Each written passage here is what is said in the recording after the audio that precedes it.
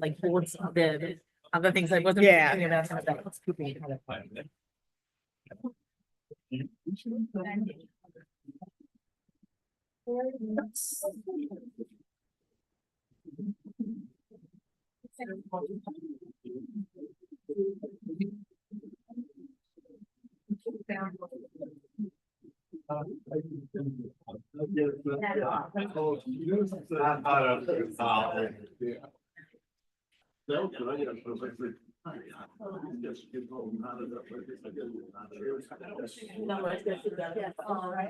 Okay.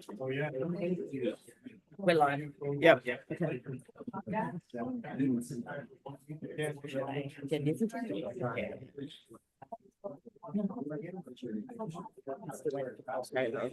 We're live.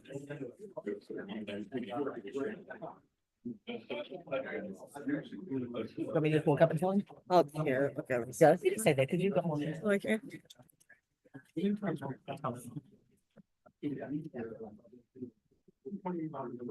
See, now we have like fair name. Right. Yes, it's testing me now. Right.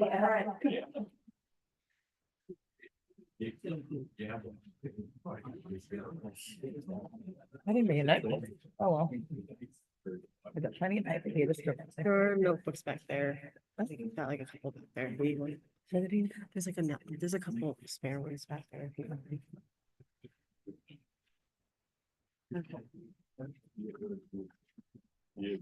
Okay, there's the agenda. Okay.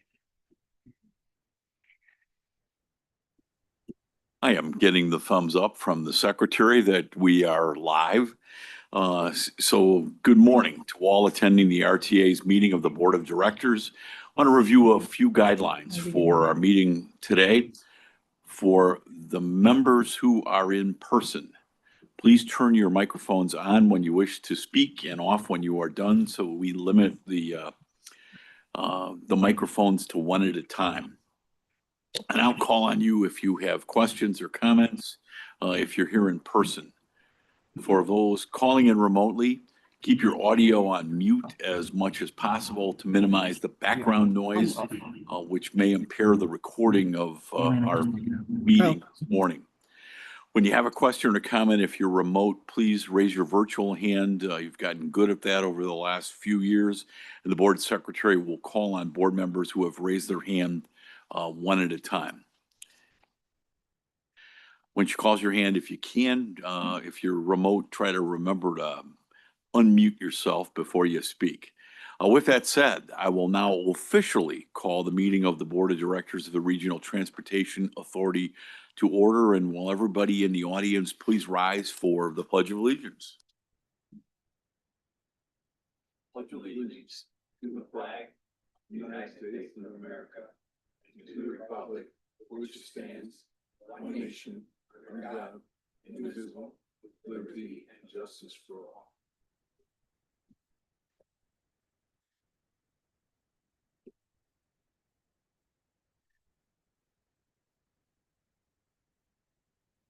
All right, we are all here and assembled. I want to welcome, we have a new member of our board, Erica Walker. It is so nice to have you here. If you would, just tell us what you do and what's your background a little bit, and welcome. Thank you so much. Good morning. I am Erica Walker. I own the Walker Thomas Group. We focus on leadership development, coaching, HR, and a little bit of DE&I. I am your people person, and it is a pleasure to be here. Oh, thank you. You are a great addition, and obviously we can all use training on leadership as well as just our relationships. So it's great to have you here, and we really look forward to working with you. I want to thank also Director Jamie Gaving for her service on this board, and wish her well. And I know she will continue to be a great advocate for transit, but I thank Jamie very much for her service to this board. Item 3 is the approval of the minutes from the board meeting and executive session Chairman, held we on need to do roll call. June 12th. And before we do that, Joey, take the roll, Madam Secretary. Good morning, everyone. Director Carey? Here. Director Colson? Here. Dr. Gorman. Here. Dr. Groven. Here. Dr. Jenkins. Here. Dr. Katarek. Here. Dr. Lewis. Here. Dr. Mondero. Yes. Dr. Rotundo. Here. Dr. Ross. Here. Dr. Ryan. Here. Dr. Sagar. Here. Dr. Walker. Here. Dr. Yonan. Here. And Chairman Dillard.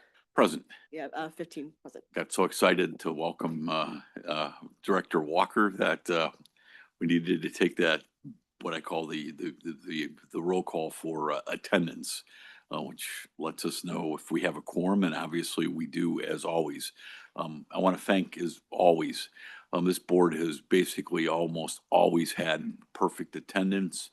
Some of you have other business interests that take you out of town from time to time, and even sometimes when you're out working on other business, you call in, and this board has a tremendous attendance history to itself. Joey, do you have a statement to read regarding an executive session that was held on June 12th?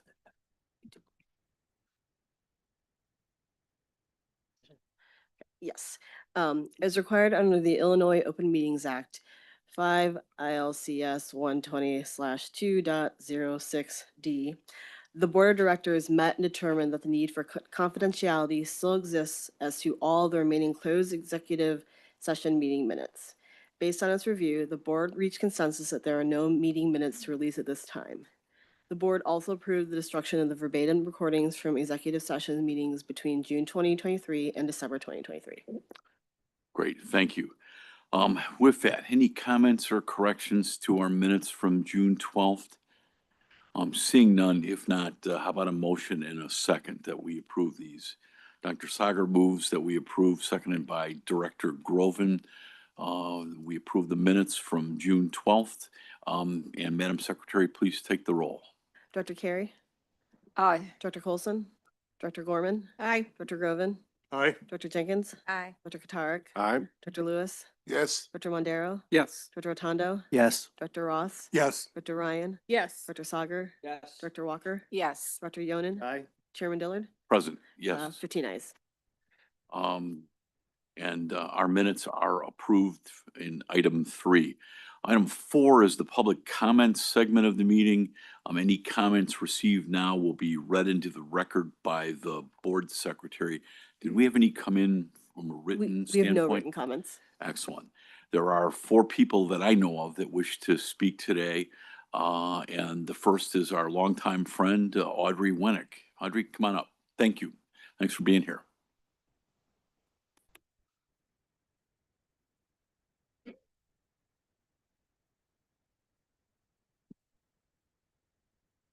Good morning. Thank you, Chairman Dillard and the board for the opportunity to address you today. I'm Audrey Wenning. I'm a senior director at the Metropolitan Planning Council. MPC is a nonprofit regional urban planning and policy organization with a long track record in advocating for transit policy in the region. We know that RTA has said it supports transit governance reform, and the region needs increased funding to expand the system. Legislation to reform governance was filed in the House this legislative session as SB 2111 and in the Senate as HB 3438, the Northern Illinois Transit Authority Act. As advocates, we are very supportive of the policy elements included in these bills. Let's remember why we are pursuing regional reform. The structure of having 4 separate transit agencies with 47 board members is not working. We currently have no centralized integrated planning function and consequently no regional transit plan. Riders have great difficulty transferring between the different systems. We do not have integrated fares.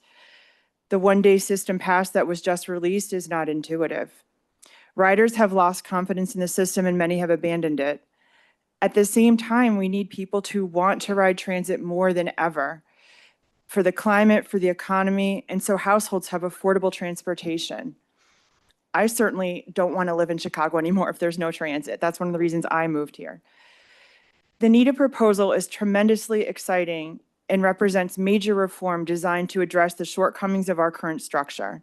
A few of the many highlights are, it will reform and empower a new Northern Illinois Transit Authority, which will have sole authority to set fares, develop a strategic plan, and service standards. NETA will have the final authority to delegate powers to the service boards beyond their primary responsibility to do what they do best, deliver service. The total number of board members will be streamlined from 47 to 33, and a number of the NEDA board members would also serve on either CTA Metro or PACE boards. This overlap is an innovation that will enable both regional vision and high levels of coordination. The governor's office would also have a seat at the table to provide a regional and statewide perspective so we can take a rider-centric approach to enabling mobility throughout the region, as well as connections to other systems like intercity rail. For the first time, a regional service plan will be developed so the region will know exactly where service will be developed and provided everywhere in the 6-county region and ensure that service boards deliver it. The legislation provides authority for NEDA to do joint development, something transit agencies have requested for a long time. It eliminates parking minimums so station areas can be more walkable and less oriented. This is a major step forward so that more people in this region can live, work, and enjoy recreation near transit. There will be a transition period, and the bills provide details on how that process should occur. Details will need to be figured out along the way. But NEDA was structured to keep a focus on the riders, collaboration, and doing what's best for the region as a whole. We as advocates are very optimistic this new structure will set us up for success in the long term for the next 20, 30, 40 years. The Senate bill provides more than $1 billion in funding, and we know that number needs to be higher, and some funding sources need to be modified. We will continue to advocate for transformative levels of funding. Some of this execution of this implementation will depend on our ability to attract excellent world-class leadership to navigate the many decisions ahead. There's only so much that can be written into law. But we are tremendously optimistic this will be a turning point for transit in the Chicago region, a rebranding, a resetting, a fresh start. And overall, this is a tremendous piece of forward-thinking legislation. We encourage RTA to embrace it. We can't wait for this legislation to be passed by the General Assembly and for our region to start implementing it. Thank you. Thank you very much. Any questions or comments for Audrey? Yes, Dr. Cyber. Audrey, first off, thank you so much for being here today, and thank you for your commentary. We appreciate that extremely. So you pointed out positive elements of the proposed legislation that has been passed by the Senate and is now moving on for further consideration. Are there items or aspects of the legislation that you are concerned about, that you believe need to be reviewed and managed, I guess, to have a stronger bill? Having been very involved in the negotiations, I think we feel it's a very strong bill. That's not to say there aren't maybe, tiny administrative things that, like dates and things like that. It depends on when it gets passed. And then the dates will cascade out of it. I think the legislators certainly welcome input from any of the operators on any elements that are technically have technical feasibility problems, but I think we're very optimistic about what it will deliver. Thank you. I do agree. I think that there are certainly aspects of the bill that strengthen the capacity of this body, however it might be named and however it might be represented, that are going to provide a stronger source of collaborative effort between the service boards and this body on one hand, greater opportunity for this body to interject needed impetus for action by the service boards, and also our ability to truly, I think, better manage the fiscal and financial responsibilities of the entire system. So I do think that there is strength there. I'm a little bit concerned, and I'm going to be blunt about this, I guess. While I do think that the integration of board members from this body into the other boards is a unique and a possible tie and opportunity, it does create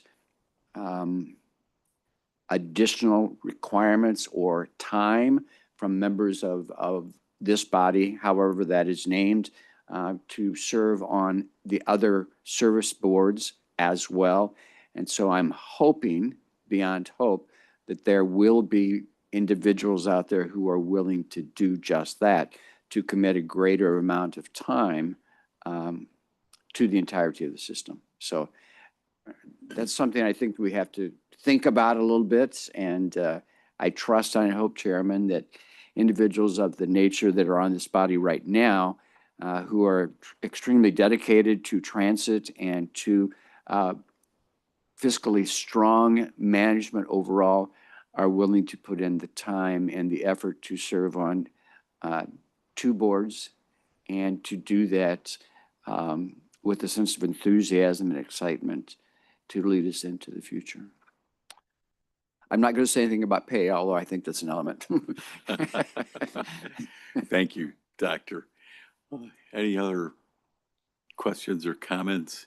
I do agree, Audrey, on the time commitment of the overlappers, as I call them, as well as the chair's time commitment.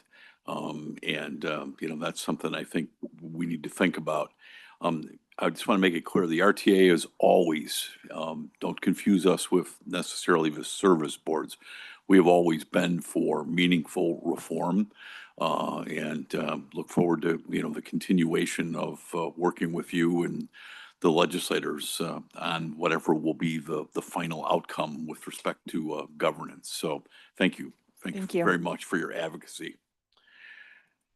Okay, next, Danny Robles. Danny, come on up.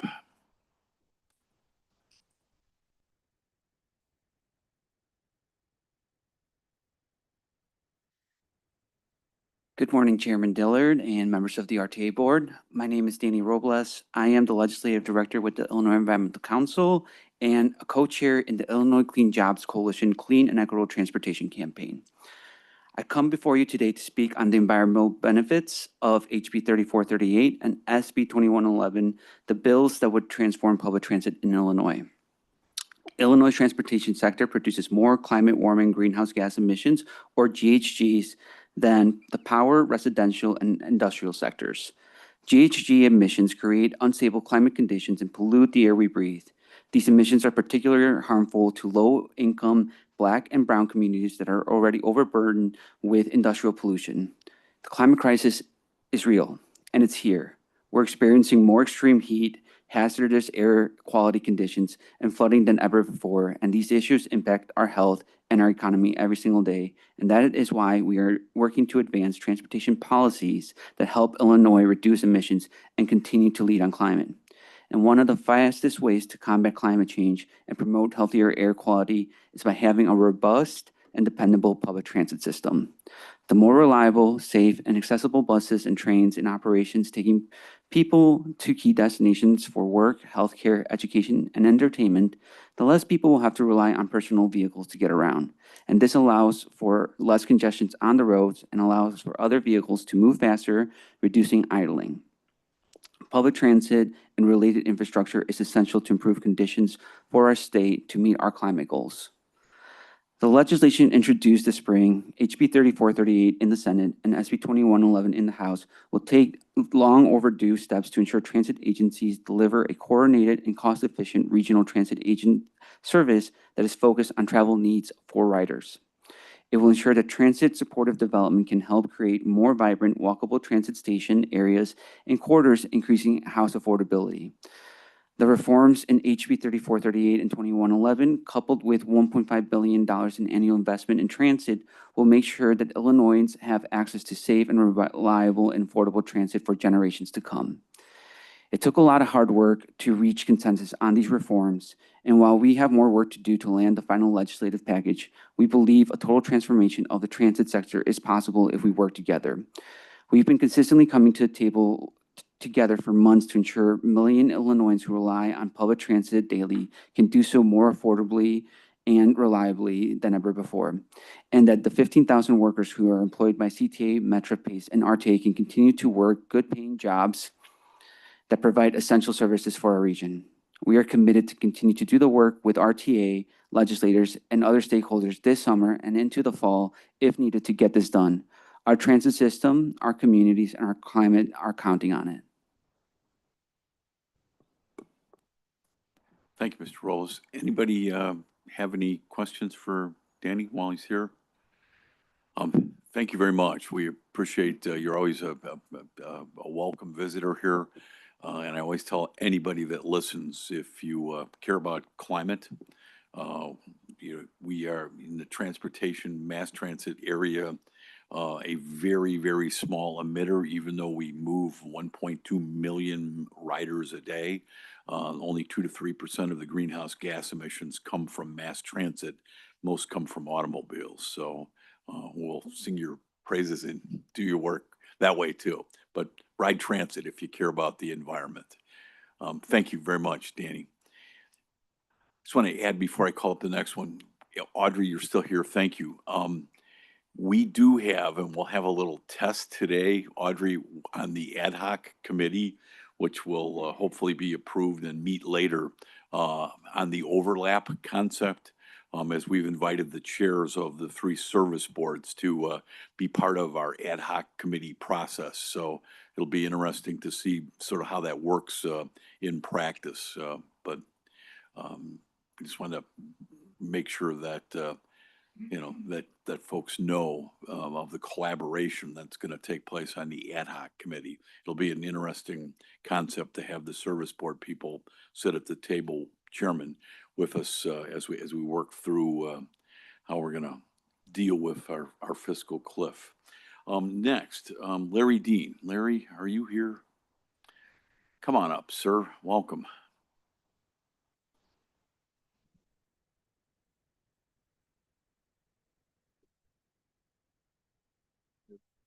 Okay.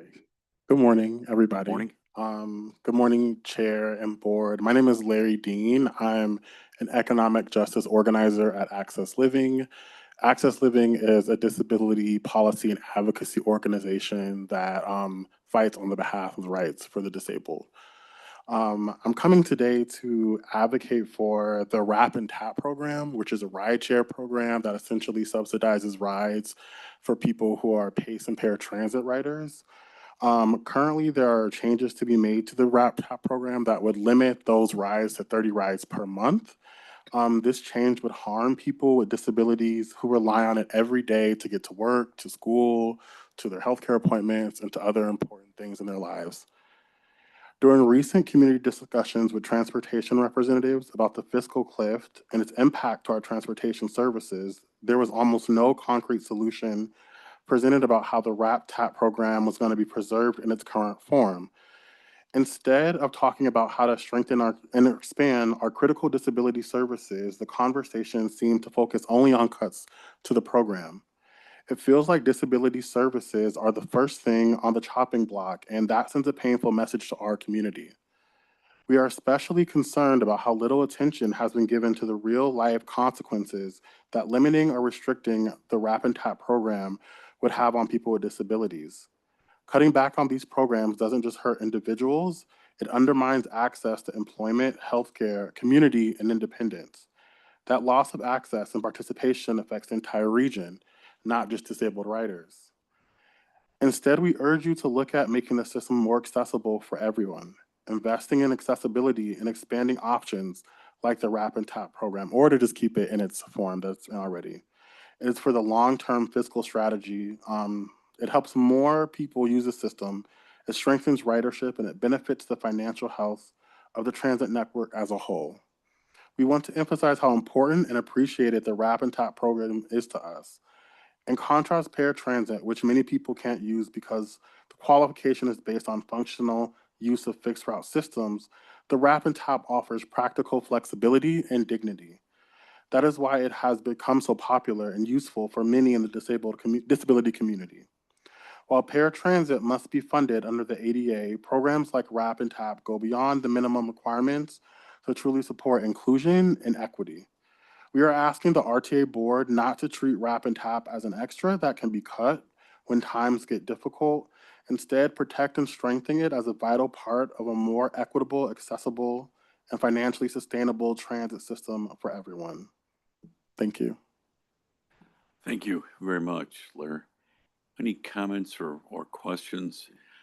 Um, I have a couple, Larry. Number one, obviously, as a board, Rapid Tap, we've studied and we take very, very seriously and understand, the folks who use it and how much they like that particular program. I mean, and while it may be over and above what is actually mandated, for ADA, paratransit services in some cases, anytime you or anybody who uses Rapid Tap sees a member of the state legislature, or of state government, it would greatly help everyone who is in need of ADA accessibility.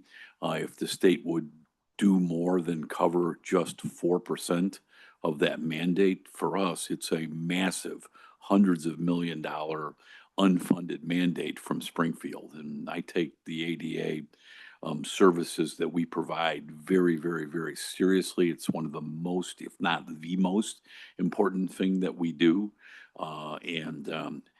Please tell the state, and anytime you see anybody associated with the state, you gotta fully fund ADA paratransit services, and that, in theory, also helps Rapid Tap. So, thank you very much, Mr. Dean. Really appreciate it. All right, next, Kira Davis. Are you here?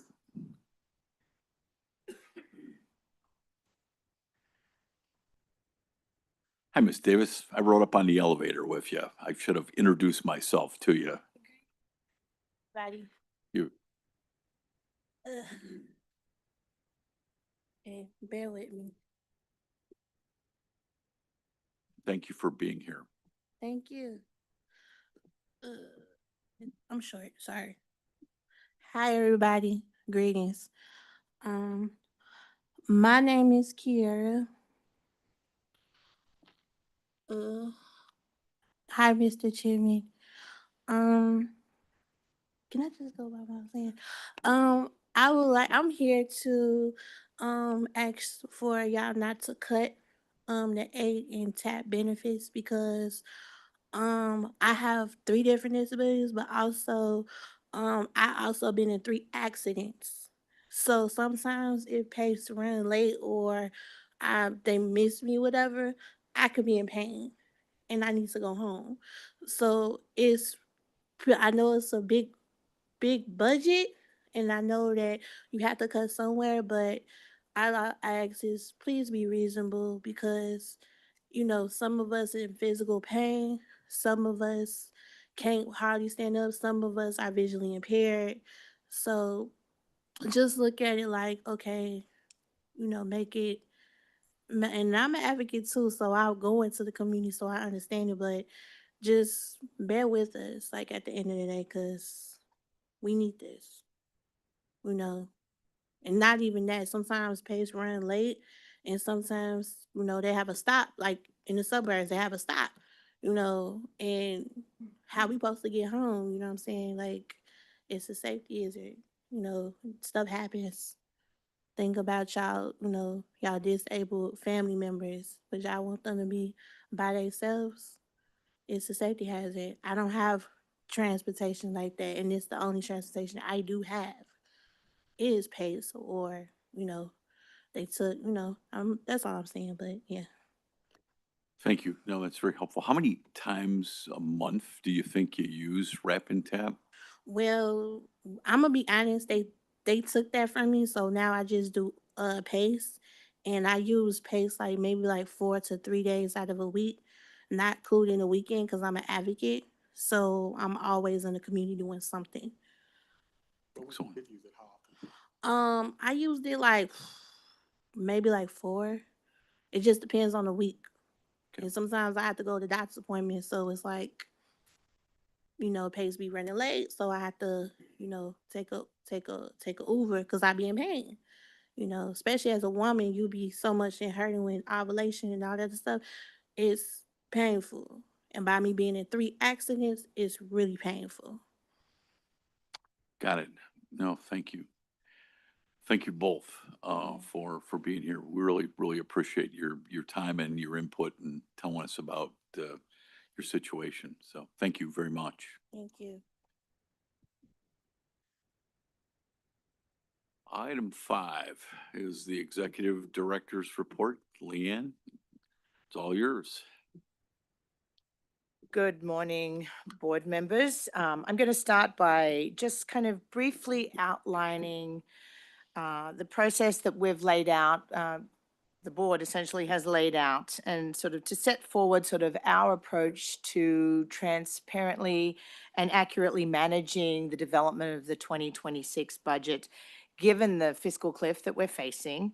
And since the General Assembly didn't reach agreement on funding and reforms prior to the end of this May session, we started some of that conversation last month, and we're sort of just bringing you up to speed as to sort of how things are kind of progressing and playing out, and the process that we're looking to follow for the coming months. We're still hopeful that the state lawmakers will come together and find a funding solution to avoid the fiscal cliff. However, we need to face the realities of the current funding situation that are right here in front of us now. As you're all aware, we've been preparing for this challenge for several years, tracking projected shortfalls. The long estimated shortfall represents about 20% of the regional budget, and updating those projections with the latest data in light of many financial variables at play, including service board spending, service delivery, fare box revenues, I should say, and sales tax receipts that are impacted by the larger economy. We're continuing to track all of that information. One example of such a variable is the sales tax receipts. At our June meeting, we presented a memo that included the information that the state law that went into effect in January this year that extended local taxes, including the RTA sales tax, to capture more online transactions. In fact, we actually highlighted this for you back in June the previous year when the law went into effect. And based on the actual results from the first quarter of 2025, which we talked about with you last month, this change has increased the RTA sales tax collection with the, when you include the public transportation fund, which is the state match to the sales tax, we have now estimated that additional revenue to be about $156 million a year. So for context, 150 million represents about 6% of the annual budget for the region's transit system, and though is less than 4% of the annual RTA regional transit budget. So understandably, we've received some questions about how this additional funding will impact the fiscal cliff and the timing of potential service reductions. We're committed to educating riders and lawmakers as we update the projections of available public funding for transit for 2026 and beyond. And I'm just going to quickly run through how we're going to approach that for this budget cycle specifically. During our last meeting, we reported that we were convening a fiscal cliff budget task force led by the RTA staff with membership and staff from all three service boards, CTA, Metra, and PACE, to collectively develop funding forecasts, timelines for action, and specifically actions that impact riders or that could impact riders. The task force has and will continue to meet every 2 weeks through the budget season. And that includes leadership from each agency's departments working together to update both the size and the timing of the projected shortfall, to continue to identify potential efficiencies in our operations and find opportunities for further collaboration. Additionally, today, this board will take action on the formation of a fiscal cliff ad hoc committee to help guide policy discussions on budget funding and reform. If approved, the committee's first meeting will be held immediately following this board meeting. One of the purposes of this overarching process is to really ensure that we're accurately, can't say the word, representing the size of our budget gap for 2026 and beyond, and how that gap is going to impact riders. As to the additional sales tax that I mentioned, it's important to note that the RTA Act, as written by the General Assembly, maintains that most of the funding from sales tax collections be distributed to CTA, Metra, and PACE via statutory formula. So this funding is contributing to the positive budget variances at each operating agency. This is something we have shown this meeting and actually every month, and will continue to do so today and beyond. Staff at each agency and eventually this board will consider any positive budget variances for the individual service boards as we develop our 2026 budget and updated fiscal cliff projections through this budget year process. The collective goal of the RTA and the service boards is to work together to delay any service cuts and impacts to riders that may occur because of the fiscal cliff for as long as possible. However, we must do this within the constraints of the current law, and we will cover that in more detail in the ad hoc committee conversation later. We're committed to transparency and will share updated projections and public input and provide public input opportunities as often as we are able to do throughout this process. So to facilitate this also, yesterday we added a new fiscal cliff information hub to our website. That link will be included in our newsletter that goes out tomorrow, and that page will be updated regularly with information as it's being developed so people can sort of see how we're tracking and the work that we and the staff, us and the service boards are doing. So next slide, please.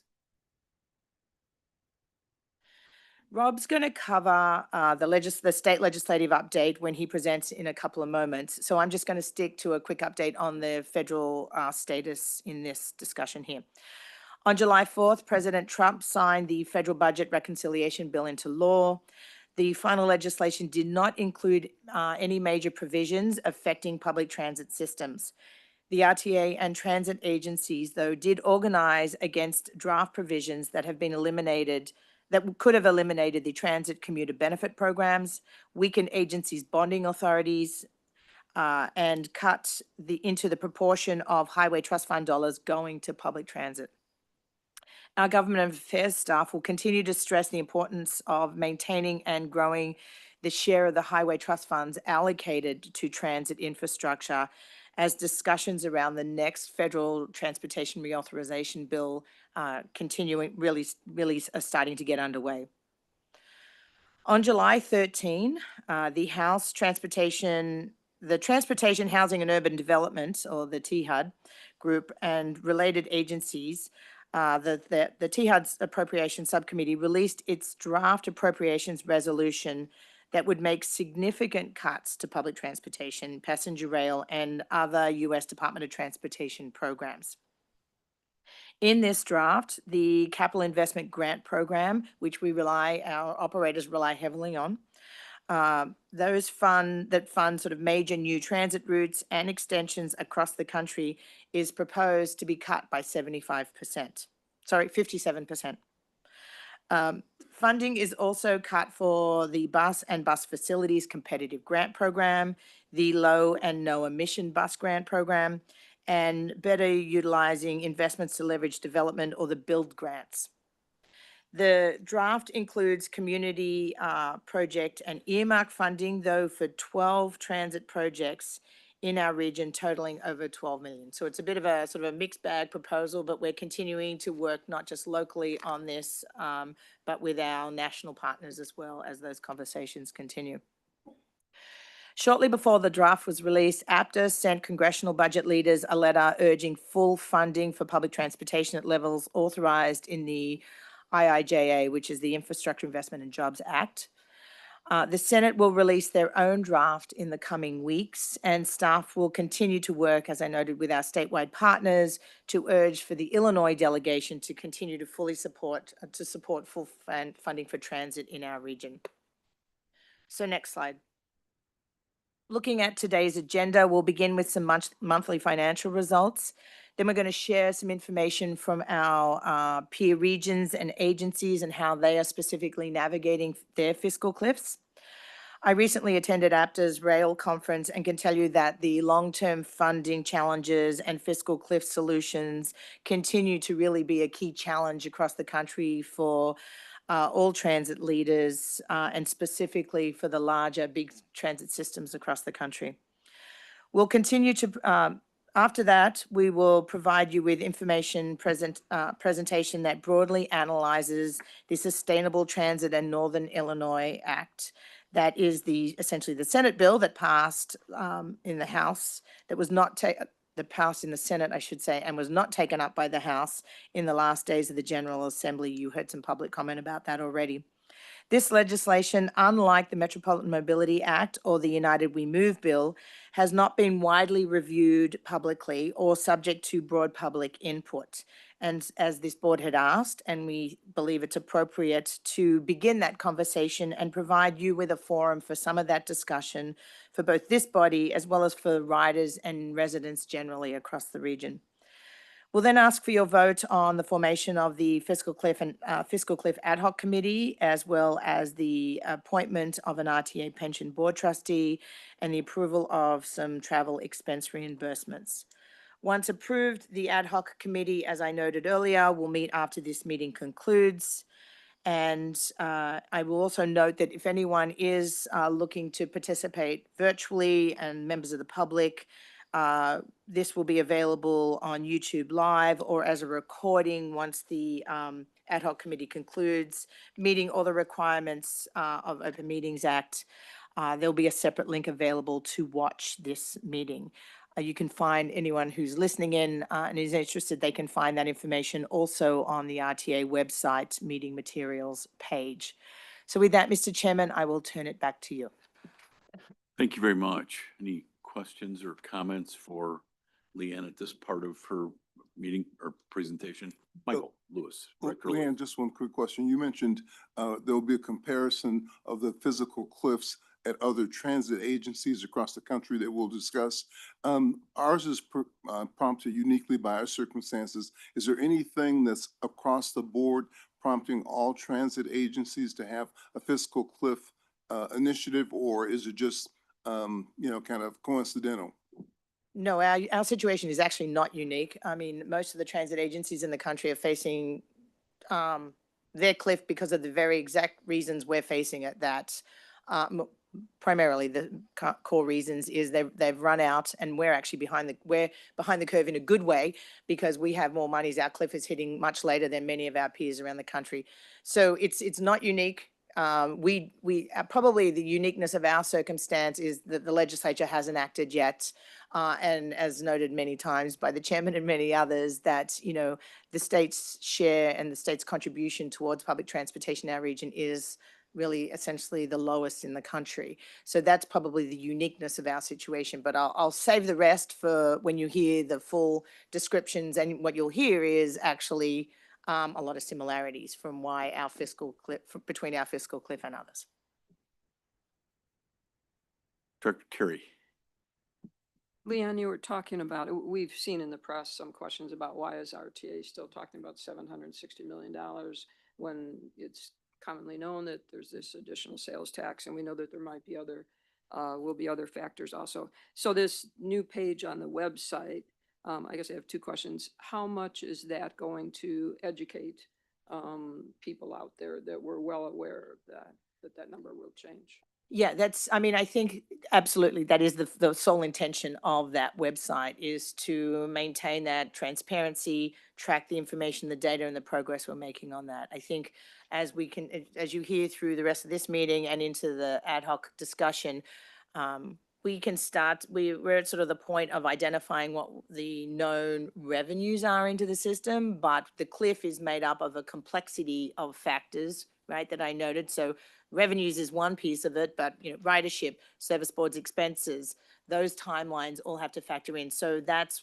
really one of the reasons why we've created both the staff task force working group as well as the ad hoc committee to sort of in real time continue to develop a lot of that information, perhaps a little earlier than we normally would. If any, I think most of you are familiar with the cadence of the budget cycle. It sort of kicks off in May.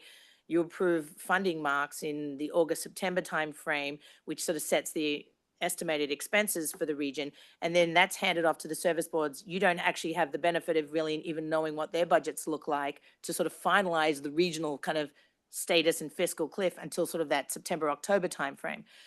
Those milestones are statutorily dictated and they will continue to play out. But what we're trying to do is kind of move up to some extent some of that conversation in real time and start framing how that looks, and then as transparently as possible, lay out that information sort of on this website. So it's not just monthly check-ins at this board and maybe even in the ad hoc committee where we're talking about that stuff, but having it available for everybody to see and look at as it's being tweaked and refined along the way. We won't really know a final number on the cliff and the timing until we kind of had that input from the service boards. And with the caveat, it could all kind of change because the market, the economy as a whole influences all of that. I mean, you've already heard when we set the budget calendar and the schedule that while we've got some financial forecasts that we put together, we work with Moody's. They gave us two forecasts. One was sort of a continued growth or continued steady economy, and the other one was we're facing, you know, the volatility around Trump's the tariffs and you know, other fiscal constraints, and does that put, they gave us a recession scenario. And so these will be questions that you as the board will sort of weigh into before we actually even set the preliminary funding, but until we set their funding marks, as to how robust we think the economy will be, for example. So while we are sort of seeing the trend on sales tax, we can report that as we're seeing it and have some projections. But I think we have to continue that conversation as we do each year with you as to what you think those other market influences will be before we kind of finalize that, and want to just share that information in additional places than we normally just would at the board meetings. Okay. thank you. Probably And too much of a long answer, but. No, it was great. And I think you answered my second question, what was just to confirm that we won't have a final number of what the fiscal cliff might be till September, October, because we can figure out the marks, the revenue, and we'll present that in August. But then until we know if the service board's going to put a fare increase in, or Yeah, they're going to do this, they're going to do that. Correct. I mean, we'll start, and the hope is through the ad hoc committee and some of these conversations, we start to see how that's looking and might have some estimates, but you're correct. It won't be really until, and then we've done, this is the last several years, we've updated the fiscal cliff annually. And, you know, as I noted, and you just noted too, I mean, the additional sales tax revenue, we've been talking about really for more than a year now, and we now know what those numbers are trending in and looking like, and sort of starting to bake them into some of our thinking, and we'll continue that conversation. Okay, thank you. Thank you, Director. It's amazing that Moody's has multiple forecasts, so it tells me how fluid the world really is, including inflation, which we have not really had to deal with a few years ago. All right, Sarah Rubino, you want to come on up and give us our monthly financial results? Good morning.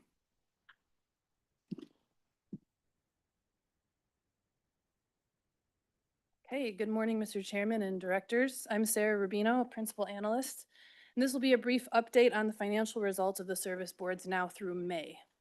Next slide, please. So the CTA, Metra, and PACE Suburban Service each reported favorable to budget operating deficits due to lower than budgeted operating expense performance. ADA Paratransit's unfavorable operating deficit variance has grown to $10 million, or 10% through May. This unfavorable variance represents the growing 2025 budget shortfall for ADA Paratransit, while PACE works toward addressing the action plan adopted by the board at last month's meeting. The 2025 shortfall will be discussed in more detail later this morning at the ad hoc committee meeting. The system-wide operating deficit of the service boards, including ADA Paratransit, was about $1.2 billion. This result is $83 million, or 6.5% favorable to budget. Next slide, please.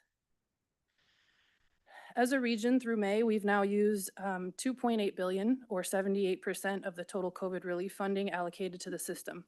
For the year to date, the service boards have used about $91.6 million less than was budgeted due to strong sales tax receipts and favorable operating expense performance. This impact on COVID reserves will also be discussed in more detail at the ad hoc committee meeting, and will continue to report the usage of federal COVID funds monthly as we enter the 26 budget season and approach the fiscal cliff. That concludes my brief presentation. Back to you, Mr. Chairman. Thank you. Any questions on Sarah's report? Other than we see that glowing, or glaring, I guess is the better word, ADA 10% number. I've always looked at ADA as sort of our Medicaid issue. As our demographics change, it's, the all states are under immense pressure for Medicaid funding. Ours is ADA, and they're somewhat parallel. But I've just always viewed it as our Medicaid type of problem.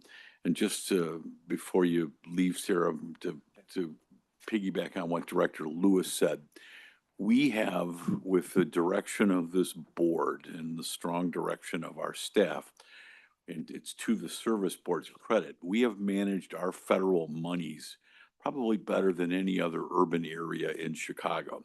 We still have monies left.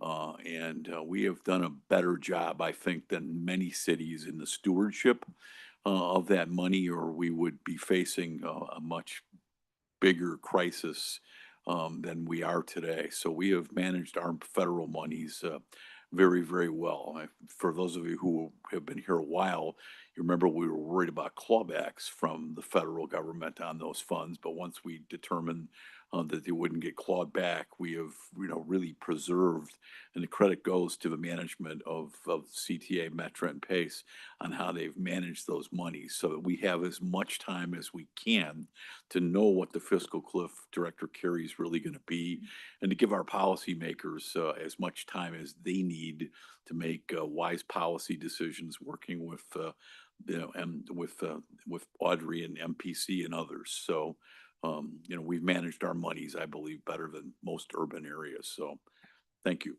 Thank you. All right, next is 6B, which is our transit peer updates. Peter Kirsten is going to come up and give us our presentation. And I always love to know what other cities look like and how they're doing. Morning, Chairman Dillard and members of the board. I'm Peter Kirsten, Manager of Strategy and Policy, and I'll be providing the board with an update on peer region fiscal cliffs, looking specifically at agency strategies that have been deployed, state actions, and timelines. So for this, we looked across the U.S. The presentation will summarize findings from just a few, including SEPTA in Philadelphia, BART in the San Francisco Bay Area, MBTA in Boston, WMATA in Washington, D.C., and MTA in New York. We've talked about this for several years now, but as a reminder, and particularly for any new board members, what's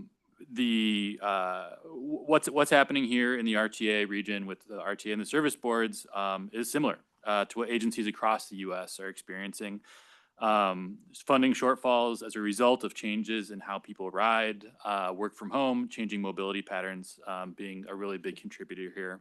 Large legacy systems like the RTA and service boards have been navigating fiscal cliffs for the last couple of years that all generally represent about a 15 to 20% hole in their operations budget.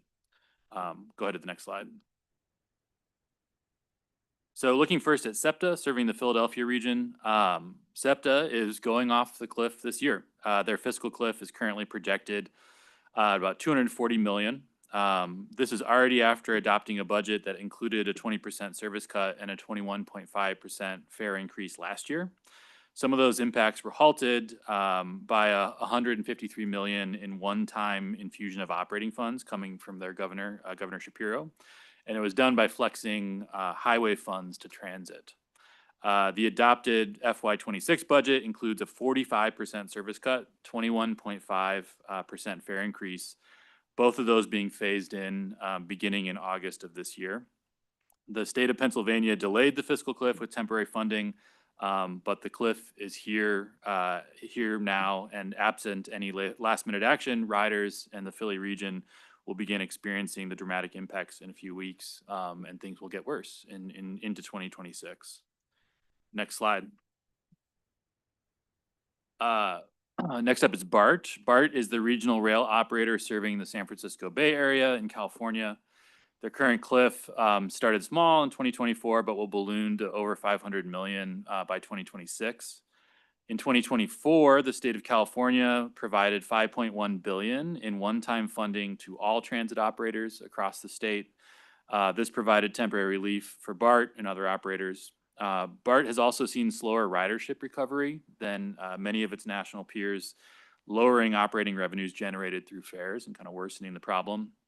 A new ballot measure to be voted on in November could bring sales tax revenue for transit, including BART, but likely too late specifically for BART to avoid cuts.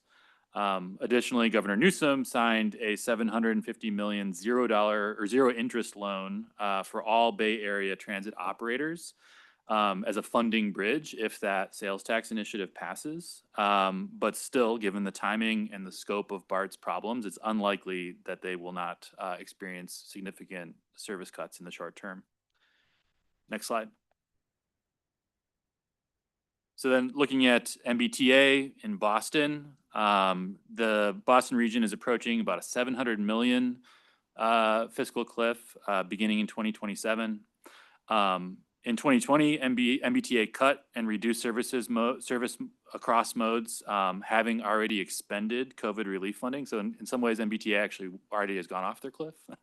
MBTA is funded in part by sales tax, but revenues have not grown with rising expenses.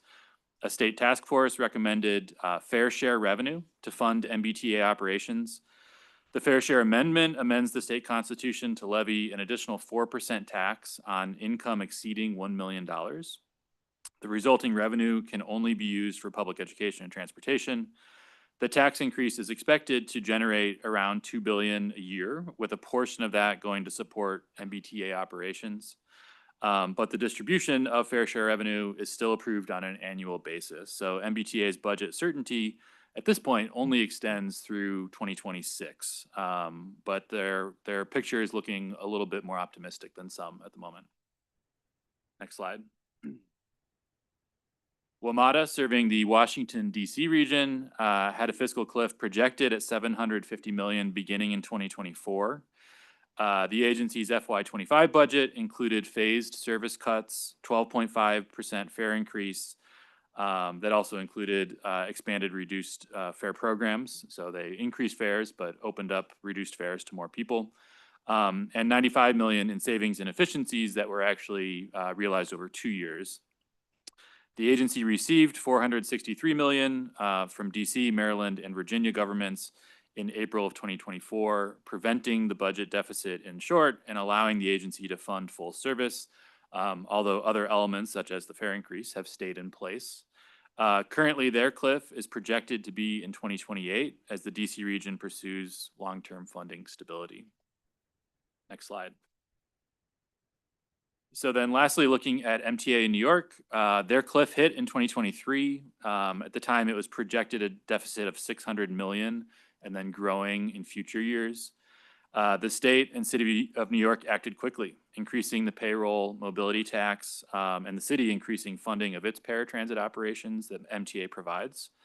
Additionally, MTA identified $100 million in efficiencies, initially with more opportunities to save costs in the future. MTA also controls bridge and tunnel tolls into Manhattan, increasing tolls 5.5% and transit fares by 4%, generated about another $117 million in revenue.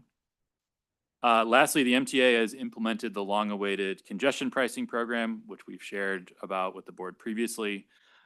Revenues from congestion pricing do not cover operations expense, but this generational investment in capital will allow the agency to realize operations savings through improved efficiencies achieved with upgrades to their infrastructure. Next slide.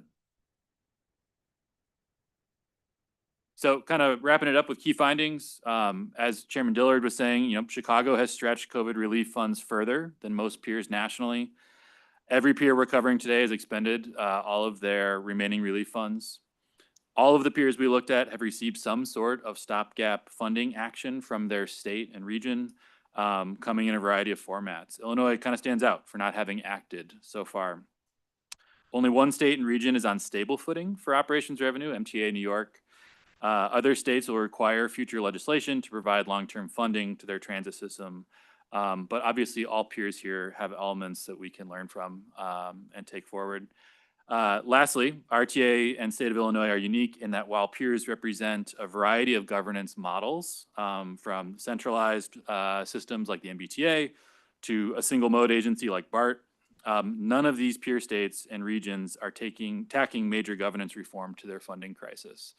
So elsewhere, the focus truly is on funding, not also on reform. Currently, our cliff is very much on the horizon, but if we're using peers as a barometer, there's clearly going to be steps and process from the RTA, from service boards, as well as from the state before we find a sustainable resolution. Happy to take any questions. Yeah, questions? Thank you for this analysis. It's very helpful. I'm just curious, I know you went to peer transit agencies. Did you look at any non-peer transit agencies to see if there's any lessons learned, like Dallas? I know is a pretty successful model, maybe Phoenix. Just curious as to whether or not that was reviewed and if there's anything to be gleaned from those analyses. Yeah, we did look at peers that were not included here. The most kind of optimistic one is probably Metro Transit in Minneapolis. They're a much smaller system, much smaller region than Chicago, and incomparable in many ways. But they have completely solved any sort of a fiscal cliff they were going to experience with sustainable funding moving forward. Delivery fee, which is part of the Senate bill, is actually one of the strategies that has been used in Minneapolis. We looked at TriMet in Portland, which has had some positive stuff, but also a lot of turmoil at the state level with all transportation modes, including roadways and highways and stuff. I don't think we've specifically looked at DART, but I know DART has had some disruption with municipalities opting out of being part of the authority. And that's another one we could look at as well. Generally speaking, for peer type analysis, we do focus on the legacy systems that are most similar to RTA and the service boards. Director Ross, you have a question or a comment? Two questions. First of all, do we know from the systems that raise fares what the tolerance level is before they see ridership decline because of those increases? Yeah, it's a bit of art and science in terms of how far you can raise them.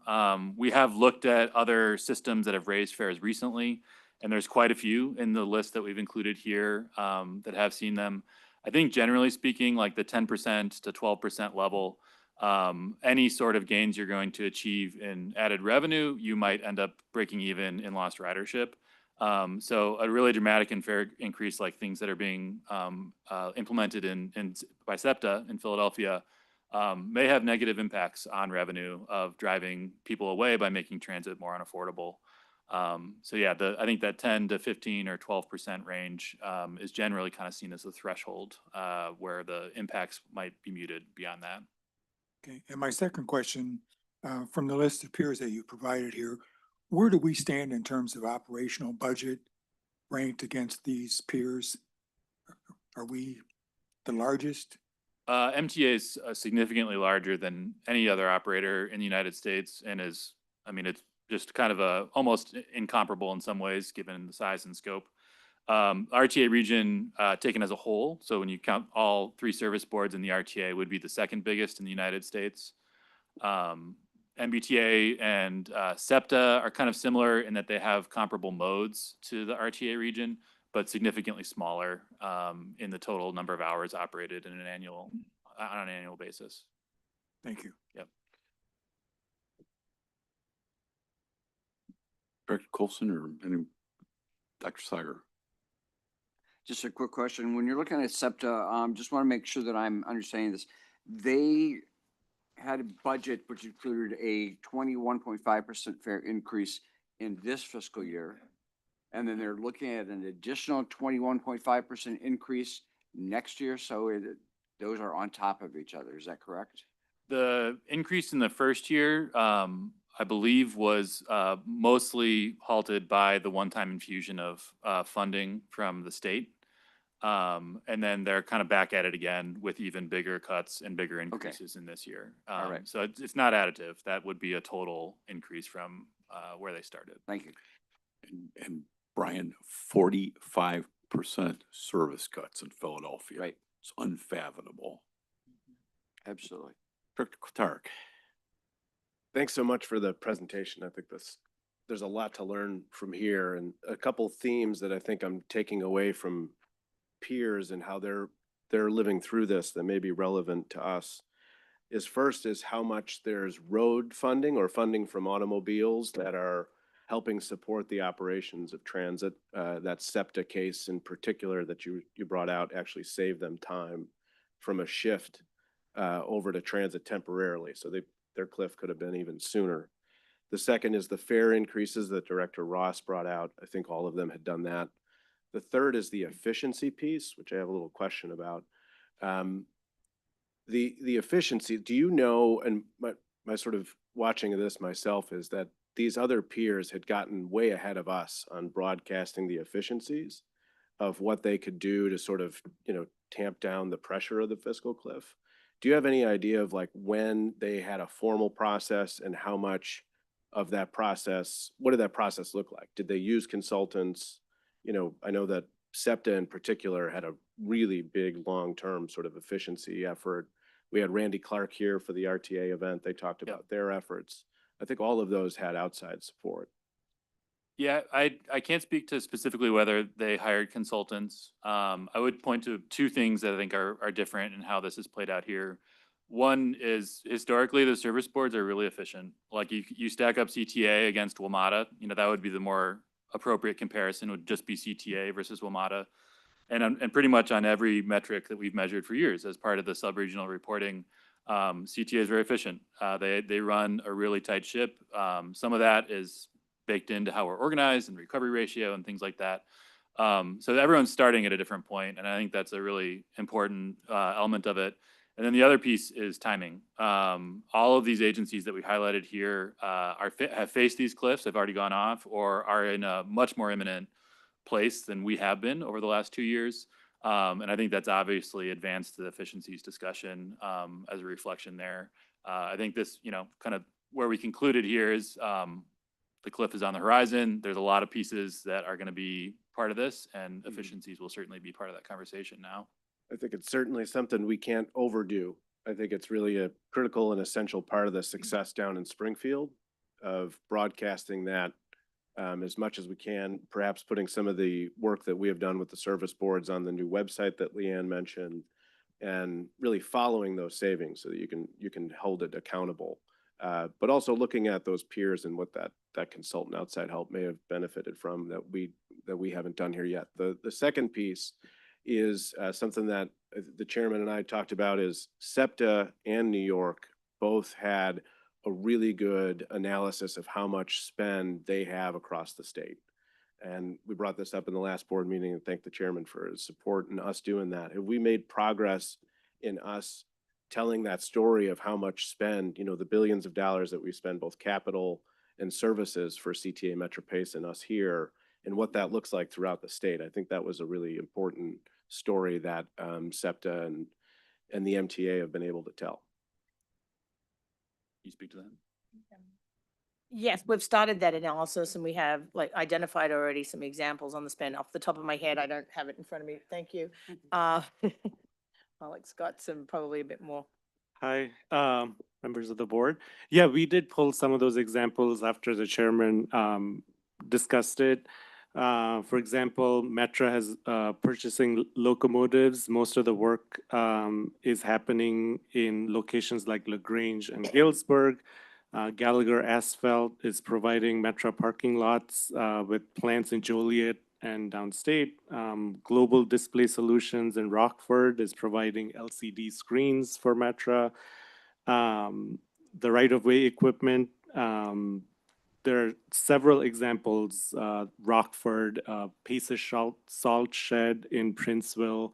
All of these are largely capital investments that the region is seeing from the additional state funding, and there are lots of contracts outside of the 6-county region that are benefiting from it.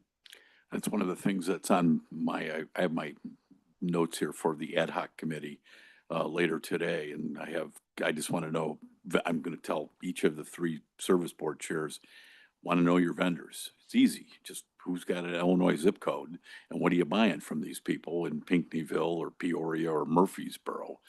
Because that list is gotta be huge. That's huge.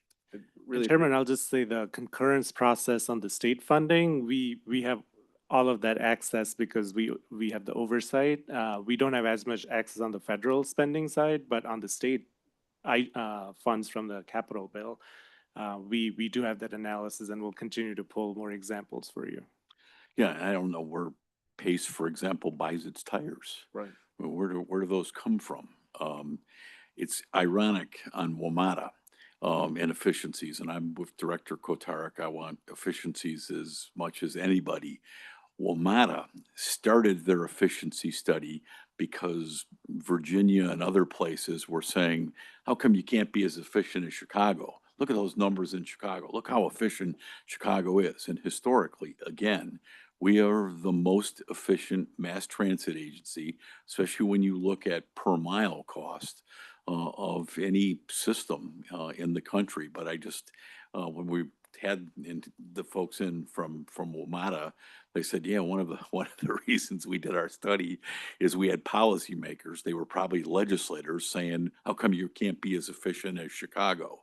When we're looking at efficiencies, and Dr. Sager for New York, we're the second largest system in the country, but I always extrapolate, they're 3 times bigger than we are. So anything I see from New York, I sort of divide by a third to compare it to us. One of the big ones that I look at is, I think the transit union here believes they have 20 times more law enforcement officers assigned to transit than we do. So, I can accept 2 or 3 times more, but they have many, many, many, many more law enforcement officials. But I divide by a third when I look at WMATA, or excuse me, when I look at MTA in New York City. Tom, I didn't One want to more cut you point off. for SEPTA that I really liked is you brought this analysis is they did modeling of what these cuts will mean to people's commutes when they drive to a really granular level. So the equivalent of if you drive in from Burr Ridge today, when this cliff happens, your commute is going to be X minutes longer. And it wasn't 2 minutes, that they've got this by corridor. And so it really brings home. It's like, oh, wait, I've got some really personal vested interest in this. And I think we could really benefit from doing a similar analysis. Yeah, absolutely. I think, everything that we've quantified at this point has been regional scale, because that's the level of granularity that we're at. But we're in the next moment where I think we need to start explaining what this means in corridors and communities. So. And to get just to It's build on that gridlock. point, we need the Clearly. details from the Right. service boards as to what their service level plans Yep. would be changed to actually do that very corridor and sub-region specific analysis. So that's part of the work of the ongoing sort of speeding up some of this budget conversation too, is to sort of allow access and the sharing of that data so that more of that work can happen. Director Mondero, Thank you, Chairman. wearing his Argyle pin. I am proudly sporting the Argyle pin. It was a Great pleasure to ceremony.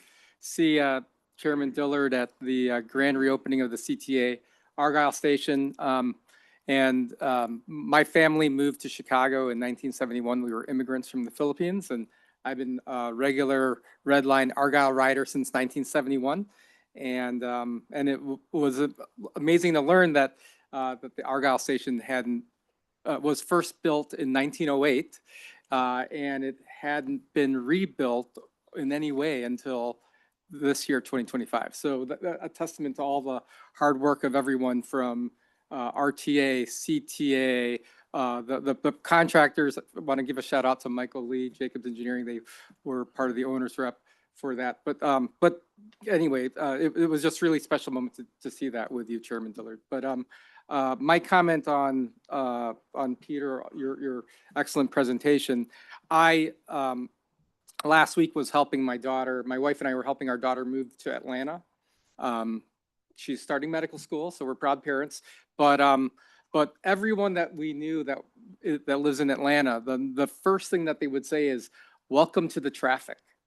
And it was really striking that for a metro region that is 6 million people, like smaller than our close to 10 million in the Chicago region, very few people ride MARTA. And I, you know, the transit geek that I am, as we all do, I rode MARTA a few times, right? And the trains were empty, and it was sad that the headways were 20 minutes, if that, right? We waited once for 40 minutes, and it was like near rush hour.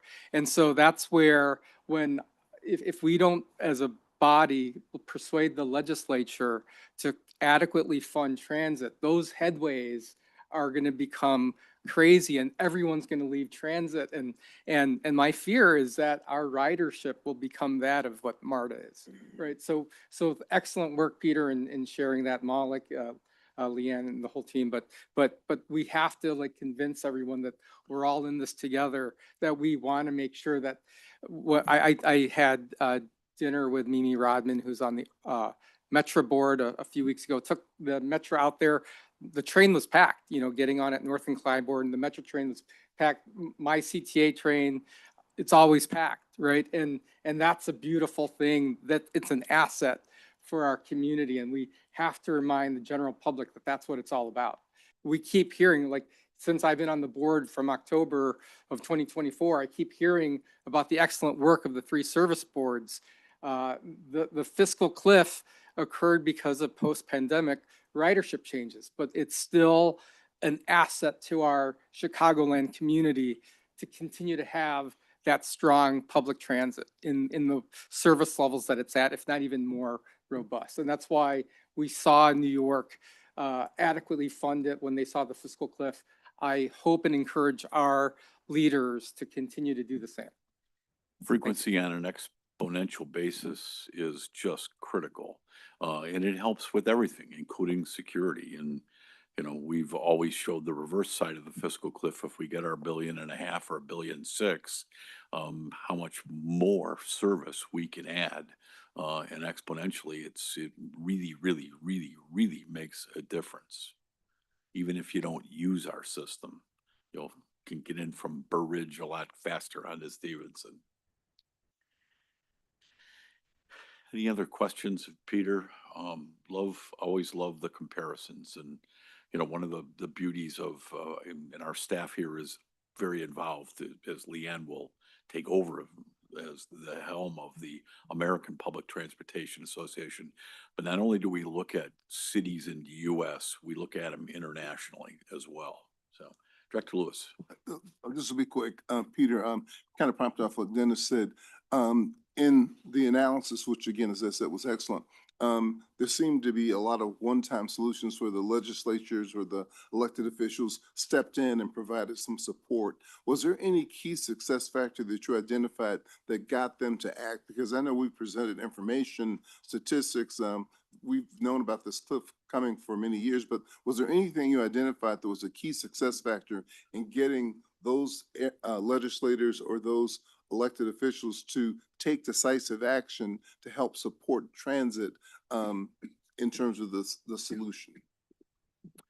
Yeah, I think that's the $1 million question right there. I don't know that there's like an obvious answer.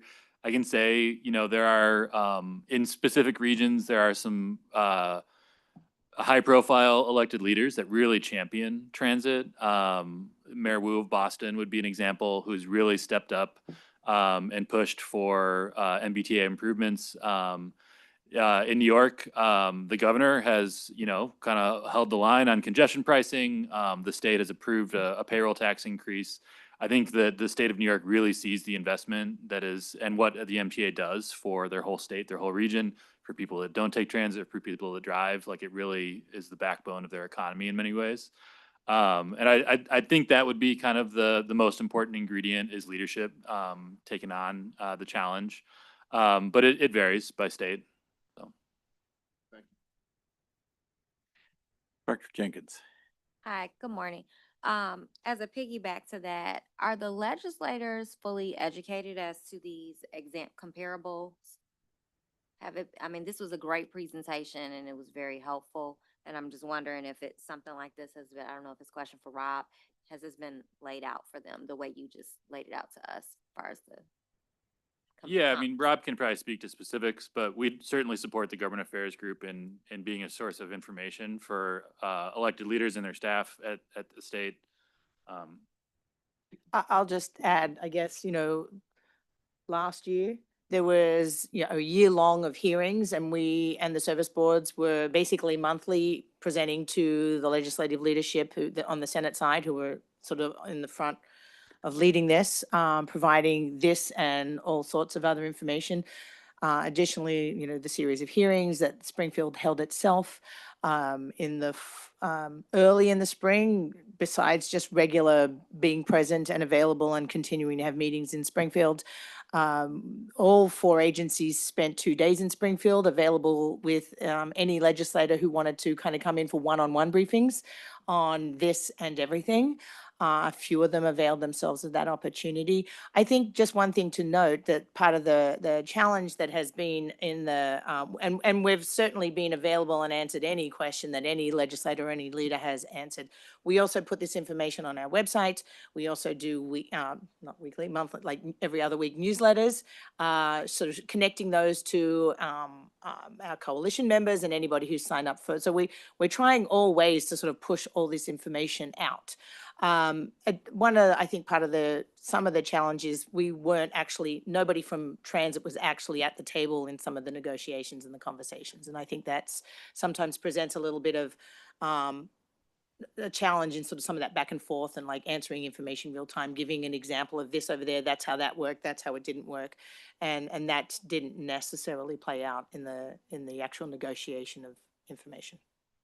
What's the reason for that?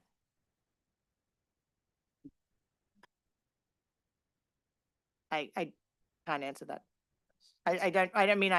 We've been available, we've made ourselves available, we continue to make ourselves available, and stand ready to support in any way. Yeah, I wish they would, Natasha, I wish they would include more of us in their behind the scenes, closed door negotiations. If nothing else, we have the data that they need as policymakers, and I used to be one of those, but we possess the official data. We don't pull stuff out of thin air. We have the official data that I think the legislature and the governor's office and IDOT need to make informed decisions. And, I hope going forward, they would include us in the actual negotiations and discussions, because you'll get a much better and more accurate work product. Well, I think if I may, I'd suggest that's segueing us into the conversation for the next agenda item. So we can probably talk a little bit more about that as we get there. Thank you, Peter, very much. Thank you. Thank you. All right, Mr. Nash, who hopefully is caught up on his sleep from being trapped in Springfield all those months. Although he's got to go back down and fight the battles again. No, Item 6C is the discussion on House Bill 3438 and its counterpart on the Sustainable Transit for Northern Illinois Act. Morning, Rob. Good morning. I'm Rob Nash, Director of Government Affairs. The Illinois General Assembly adjourned its spring legislative session without taking final action on transit funding or reform, but both chambers did introduce transit legislation. The Senate's proposal, contained in House Bill 3438, which is a little confusing, but the Senate action was on a House bill, just to be clear, did include more than $1 billion in estimated new operating revenue and significant structural changes, and it passed the Senate late on the final end of session, but was not called for a vote in the House. Today, we will recap how the transit system in the state legislature reached this point, identify some key issues regarding the proposed revenue and structural reforms contained in House Bill 3438, and address some potential next steps on the horizon. We'll summarize important aspects of the legislation and its potential impact on the transit system and its riders, but this is not intended to be an exhaustive review of the legislation, and we welcome your feedback and questions as we present information. It's important to note that this analysis is the result of a preliminary review of the legislation that was released publicly in the closing days of session. After today's discussion, we will continue to reach out to legislative sponsors, lead advocates, civic groups, and our own coalition of riders to hear their perspectives and how we can work together to produce the best solution for riders and taxpayers. We hope to have an ongoing and very open conversation about the policy changes and the need for transit funding this fall and potentially into the spring. Next slide, please. We do think it's important to just quickly touch on how we got here. The RTA first estimated the Chicago's region fiscal cliff in the Transit is the Answer strategic plan, which was developed in 2022 and adopted in February of 2023. Later in 2023, CMAP affirmed this projection with the adoption of the Plan of Action for Regional Transit, or PART report, which was commissioned by the Illinois General Assembly. The gap is a result of changes in travel patterns during and after the pandemic. As you just heard from PK's presentation, these are similar impacts that have been seen across the country. Fare revenue decreased as fewer riders commuted 5 days a week. With transit systems facing cuts, the federal government provided emergency operating assistance to sustain service during and after the pandemic. In 2022, in Transit is the Answer, the RTA projected that these federal relief funds would run out beginning in 2026. And with the federal government unlikely to provide additional operating funding, the state would have to enable additional funding to prevent severe cuts and fare increases. As we also made clear then and do so now, the budget gap is also the result of chronic underfunding of transit operations in Metro Chicago. The state covers less than 20% of the system's operating budget, while other states cover between 40 and 50%. The state's reimbursement for mandated ADA paratransit service covers about 4% of the total costs of $250 million, while the reimbursement for mandated free and reduced fare programs for seniors and people with disabilities cover less than 20% of the total cost of $150 million. These relatively small reimbursements force the system to cover most of the costs of these programs out of the general operating budget, limiting the amount of funding available for frequent and reliable mainline services. Since 2014, I do think this is an important bit of context that is not often discussed. State general revenue spending, which includes state spending on education, healthcare, social services, and transit and transportation, among other priorities, has increased by more than $20 billion. But transit funding has not grown at that same pace. In fact, the state has cut funding or imposed additional costs on the system of more than $400 million over this same time period. That is an important bit of context. This forced austerity on the system has been a challenge that we've had to deal with since 2014 and even earlier. But this is not something that snuck up on us by the pandemic. That was the flashpoint, but we've dealt with a constrained constrained resource environment for quite some time. Next slide, please. In 2024 and 2025, the RTA and the legislature held dozens of meetings, hearings, and events in advance of the fiscal cliff. Some advocates backed a proposal to fully consolidate the transit system and create a unified agency, as reflected in the Metropolitan Mobility Authority Act, which was filed in 2024 and reintroduced in 2025. Earlier this year, a coalition of organized labor groups introduced the United We Move bill. And as you know, the RTA released its Transforming Transit reform proposal and legislative language in the first quarter of last year as well. Both the labor and RTA proposals empowered the RTA with additional authority in key areas like fare setting policy, safety, and capital and service planning. They also maintained the independent service board structure as we have today. This brings us to today's discussion of what was proposed in the closing days of the legislature's session. Both the House and Senate bills would reorganize the transit system under a regional authority named the Northern Illinois Transit Authority, or NITA.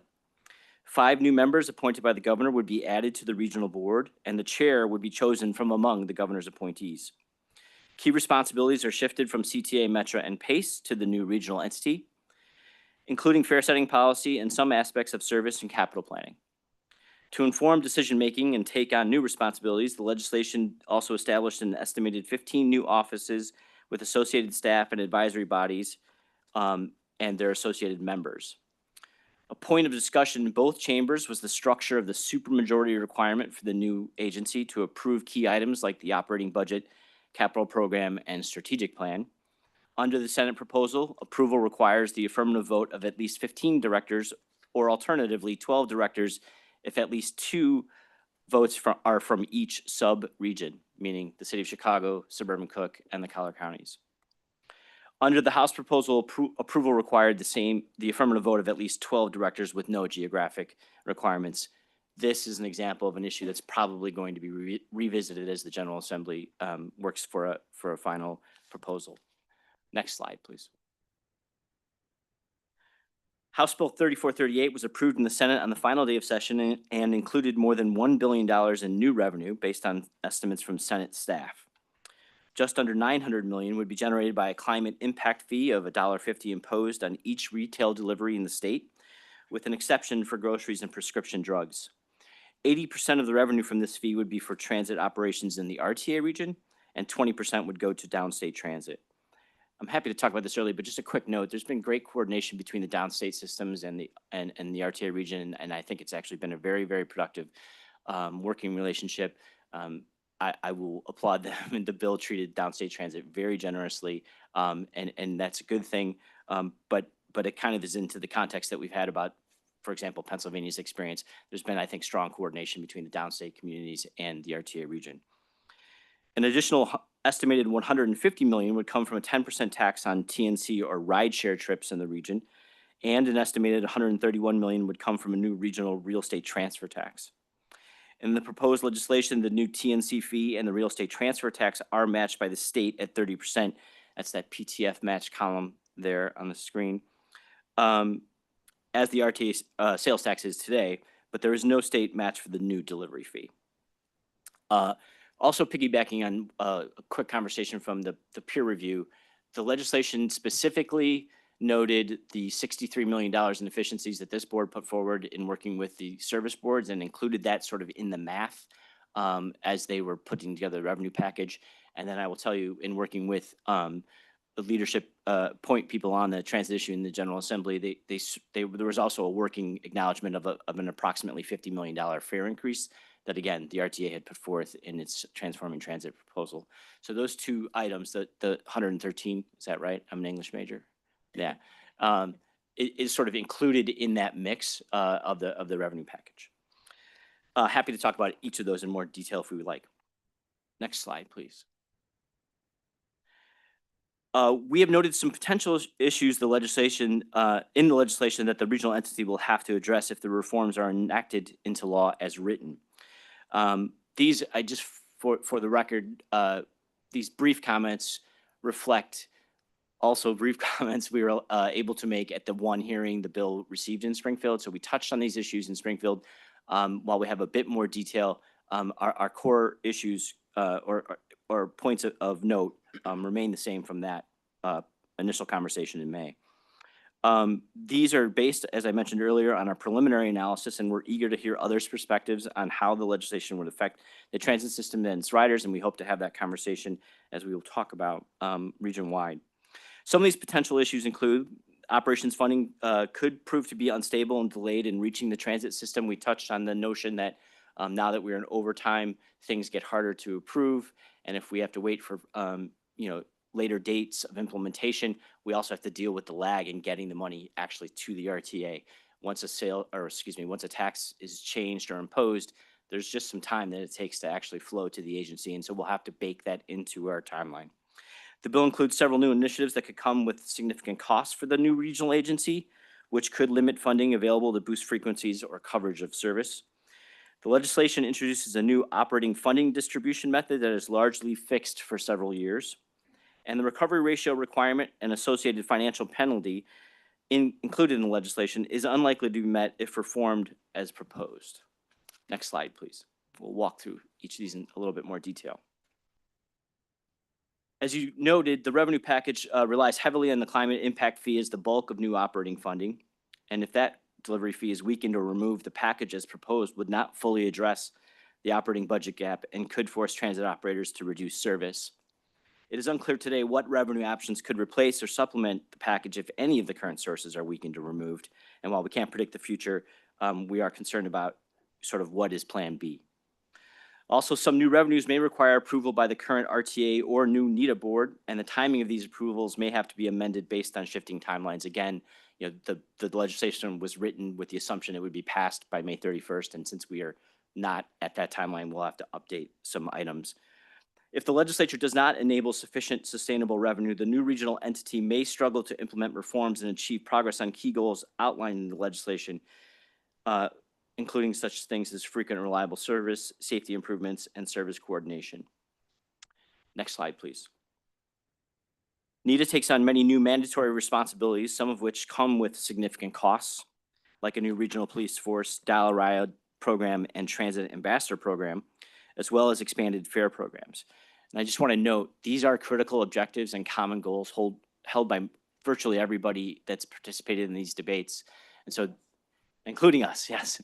And these are not meant to be value judgments on the worthiness of these programs, but we just want to have an open and clear-eyed discussion on the costs that some of these programs will, impose on the system, and just understand that all comes out of the same bucket. We just kind of want to have that clear reset on, revenues in and costs out, have to balance in this scenario. The scale of these proposals is not clearly defined, so it's possible their costs could limit overall improvements to mainline service. Our estimates show total costs from these new initiatives could range from $390 to $485 million annually. These estimates are based on publicly available data from the service boards and a review of peer systems. If these expenses are paid for out of operations budget, as proposed in the legislation, this could affect revenue available to deliver more frequent and reliable mainline services across the region, which riders frequently identify as their top priority. Again, we can get into more detail on each of these. One thing of note, just to mirror sort of the context that we talked about with the efficiencies and the fare increases, the legislation also directed certain resources that the service boards are already dedicating to transit to be shifted to these new potential requirements on the regional police force. So just again, there's some resources that would be moved around, but a lot of that has been accounted for. And I just note that because, as you see, the revenue doesn't add up to $1.5 billion, but there was a lot of kind of background math that went into that. Again, happy to talk in more detail. Next slide, please. The new regional entity may have limited authority in the proposed legislation, and we do want to spend some time on this issue. For the first 3 years, operating funding is distributed to operators via formula, and then a discretionary distribution is gradually transitioned to over the next 3 years. For the first 3 years, NETA does not control significant discretionary funding, which was one of the key pillars of the reform discussion. Instead of how do we provide the regional entity with some discretion to help foster innovation and address service gaps. And we can talk about that in a little bit more detail. The new agency has no clear ability to incentivize operators to advance regional goals by granting additional funds, and no clear ability to hold operators accountable by withholding funds. Under the proposed legislation, the regional agency's authority remains limited to approval of the same 3 documents that the current RTA approves: the annual budget, the 5-year capital program, and the strategic plan. These documents continue to be approved at the end of the year according to the statutorily required budget calendar.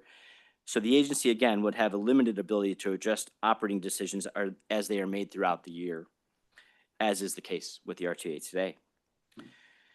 So what could this mean for riders? If an operator is not delivering promised service, or the regional entity identifies a gap in the network in the middle of the year, for example, these service issues may persist until they can be addressed as part of the annual budget process. The regional agency has no lever to intervene in a timely manner to address key rider issues, because much of the authority, again, is limited to the regional budget passed on an annual basis. Next slide, please. The proposal introduces a new funding formula for a 6-year transition period before shifting to a discretionary service standards model. The new formula is based on the amount of funding CTA, Metra, and PACE were budgeted to receive in 2025, and any remaining funds above that baseline level would be distributed using 4 factors from the National Transit Database to measure transit service. Departing from previous complex geographic formulas and heading toward objective criteria has the potential to more equitably distribute resources to transit services across the region. And our proposal also included shifting funding distribution to a service standards model. However, the legislation's proposed transition to a service standards model could establish funding precedents that may prove difficult to amend in future years. What could this mean for riders? As communities change and service needs evolve, NETA may struggle to incentivize operators to innovate and improve how service is delivered to riders.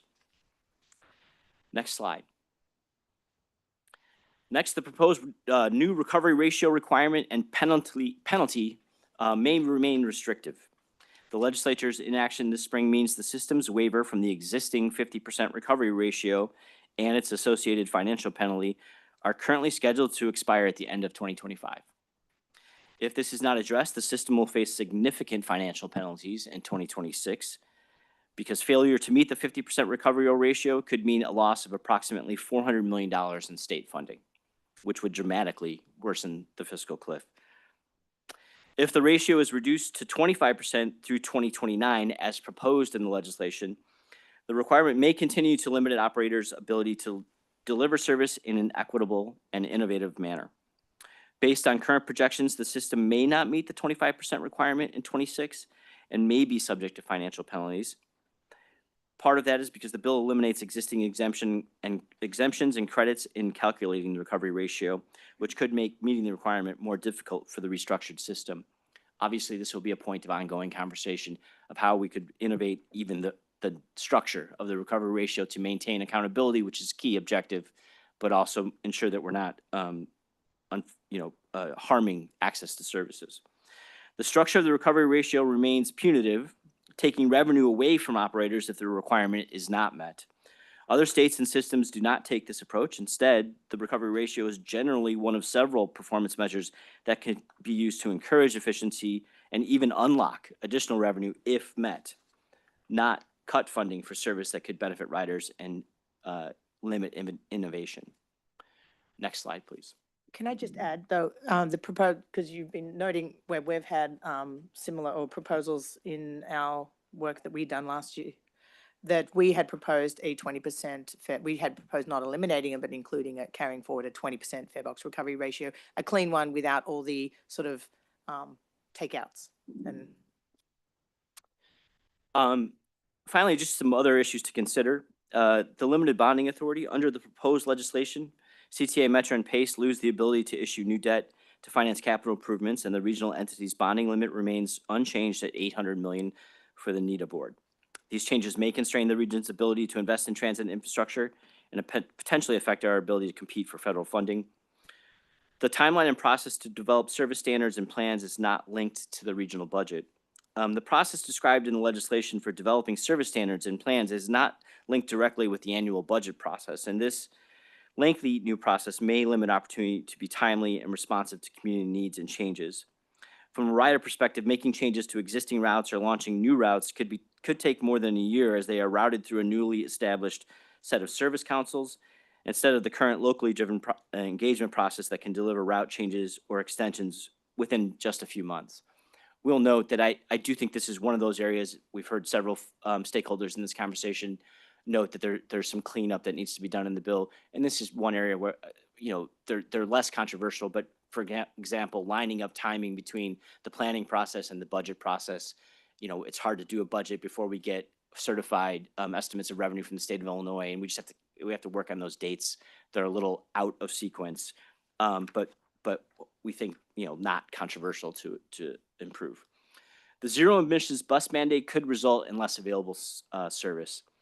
This mandate to immediately limit all new bus purchases to zero emissions could lead to fewer buses available for service over the next decade, leading to service cuts even if operations funding is available to run those services.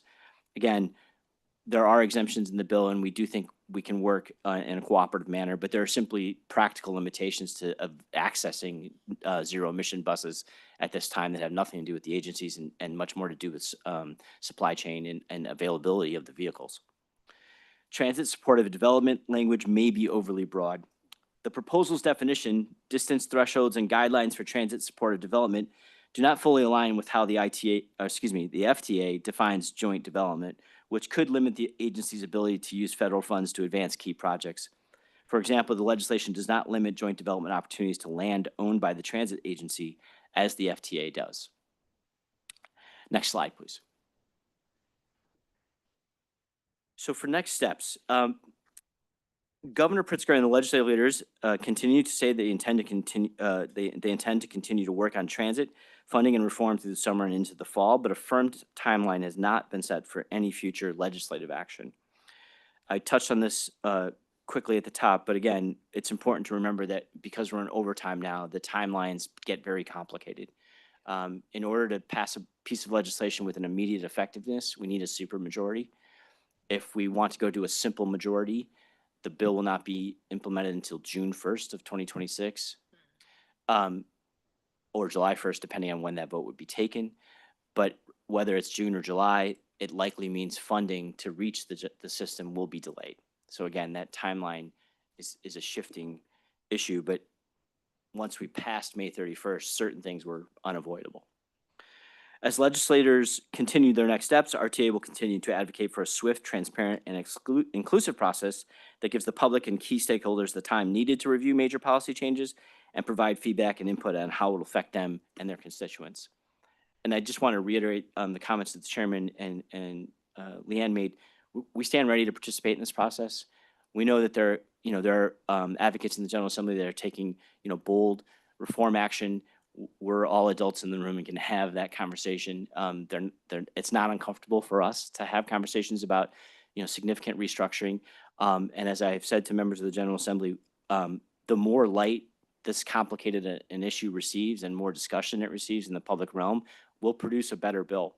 And that's just not just a pertinent to this specific proposal, but any proposals. The longer conversation, and we look forward to having that longer conversation as we return to work on this issue, will help make a better product. We'll continue to reach out to lawmakers and stakeholders to discuss how the proposed legislation will affect the system and its riders, and we're happy to take any additional feedback or questions on this or anything else the board may have. Super. Thank you, Rob, very much. Director Mondero. Hi, thanks, Rob. In Peter's presentation earlier, when he was looking at BART, he mentioned that Governor Newsom issued a $750 million loan to boost Bay Area transit. If we are going to be having a fiscal cliff hit without the legislature coming up with a permanent solution, is that something possible that the state can do alone, assuming that they were willing to do that?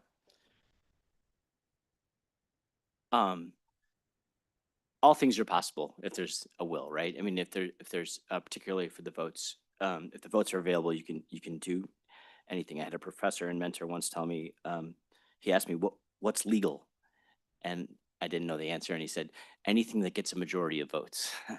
So it can be adjudicated later, but so where there's a will, there's a way. There are some opportunities to flex fundings in a similar fashion. I can let Leanne explain that a little Flex bit. funding that, like, in the example, talking from the peers that SEPTA did, so that's something that the state and IDOT could do, is flex highway monies over to transit as a one-time gap. These are some of the levers that we can, sorry, I have to stop and say that word the American way, that, we'll actually be discussing, kind of getting to some of that in the ad hoc discussion, because these are things that could be on the table as either one-time plugs to get us through 2026, for example. Like, even if the state does take action, and when do monies, I mean, that's still unknown, and then when do the monies actually flow? So we know we have to kind of plan for some of those contingencies. But they are all definitely options if the governor and the legislature chooses to go in that direction. We prefer grants, not loans. Director Gorman. Thank you, Chairman. Maybe this is a question to ask at the ad hoc committee, but with the revenue summary, so that was already passed, and then the potential and unstable delayed funding. And I know we did this at the county, but and they possibly, and I might be answering my own question, do they do the anticipation bonds when it's passed while they're waiting for the funding to catch up? Yeah, we don't have that Anticipatory authority bonds? we don't have that authority currently to issue that sort of anticipatory. So that would be something that would have to be approved by the General Assembly. Right. And in that, circumstance, I would assume it's just as hard to do that as it is just fix the problem. But that could be a temporary step that if the General Assembly wanted to go to that direction, they could. But it would be a new authority that we don't currently have. Okay, thank you. The state has that authority, so that could be a bank shot too, right? I do want to note, now that I said that out loud, the boost in sales tax revenue, as was noted, is not a hidden, fact. The General Assembly is aware of it, and at least in the context of the broader conversations, it was, I think, factored into the revenue proposals. I can't point to, a line item in the bill that speaks to that. But again, the change that was initiated was done on through the Department of Revenue, and so the state of Illinois has long been aware of this. The implications of changing the collection method and what new revenue would mean for not just us but other taxing bodies in the state. Dr. Steiger. Thank you, Chair. In the revenue summary, we talk about the match from the states relative to the proposed revenue line items. I think one of the concerns is always the surety of that match. And so what is the level of comfort that we have that the state will, in its budgetary efforts, be able to match the dollars that might be generated in terms of revenue? I mean, I think one of the positive aspects of this entire effort, both within the transit agency's control and then the advocates, is that there's been broad support for enhancing the system. And, the advocates that you heard from earlier today, in large part, have been responsible for making that case and making it very well. So I don't think the state's looking to retreat. I did not get the sense that there was any sort of reconsideration of the traditional PTF match on some of these items. And as I noted, in fact, some of the revenue proposals that were put forward, they did include a match on them. So I mean, as far as we can see, we believe it's a stable, element of the funding system. Thank you. And I do think the state's paying its bills on time.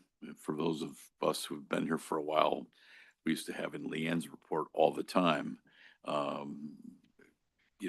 the hundreds of millions that the state owed us, and we have to go and borrow at our cost that money. So, I feel a little more comfortable, that the state is, they're not cash flush, but they're paying their bills on time, and they've, it's a lot better. Director Carey.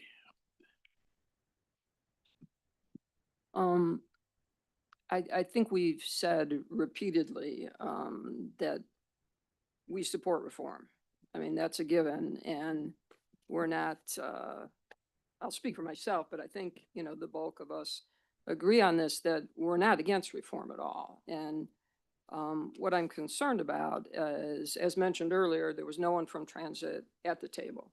So there are practical issues, many of which you just explained, that can make it harder and more difficult to achieve what I think the people that were involved in crafting this bill want to achieve, and make it harder for whoever staffs NETA to actually get to where we want to be.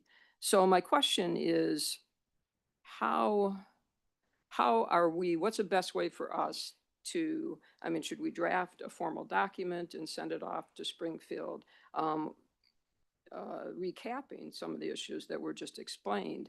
I mean, we need to make, I think, a strong case that, yeah, you've crafted a bill, you've put some money on the table, we're all in, but there are some issues in the bill that really need to be reworked from our, professional perspective. So what's the best way to do that? Well, first and foremost, I think just this conversation and other endeavors that we're going to pursue in terms of a public conversation. We do not have a timeline on reconvening the General Assembly beyond the set veto session. So we want to try and foster some of the conversation that we would have, I think, hoped would have occurred as part of the legislative process a little bit more in the interim period. So first and foremost, I think it's transparency and public awareness of what the issues of the bill. And again, I want to reiterate, we hope to not have a lot of value judgments, but simply a sober discussion of the proposal and where it might be improved. And to your point, large portions of the bill we support. They align with how we were crafting certain elements of reform as well. But that public conversation is critical. We are, I think, looking for some direction from the board here on how we should revise or extend these comments on the summary and how to perhaps share those comments with legislative leaders on the issue. We have communicated to them the concerns that we have, but just directly to them. There hasn't been a public conversation around that. Okay.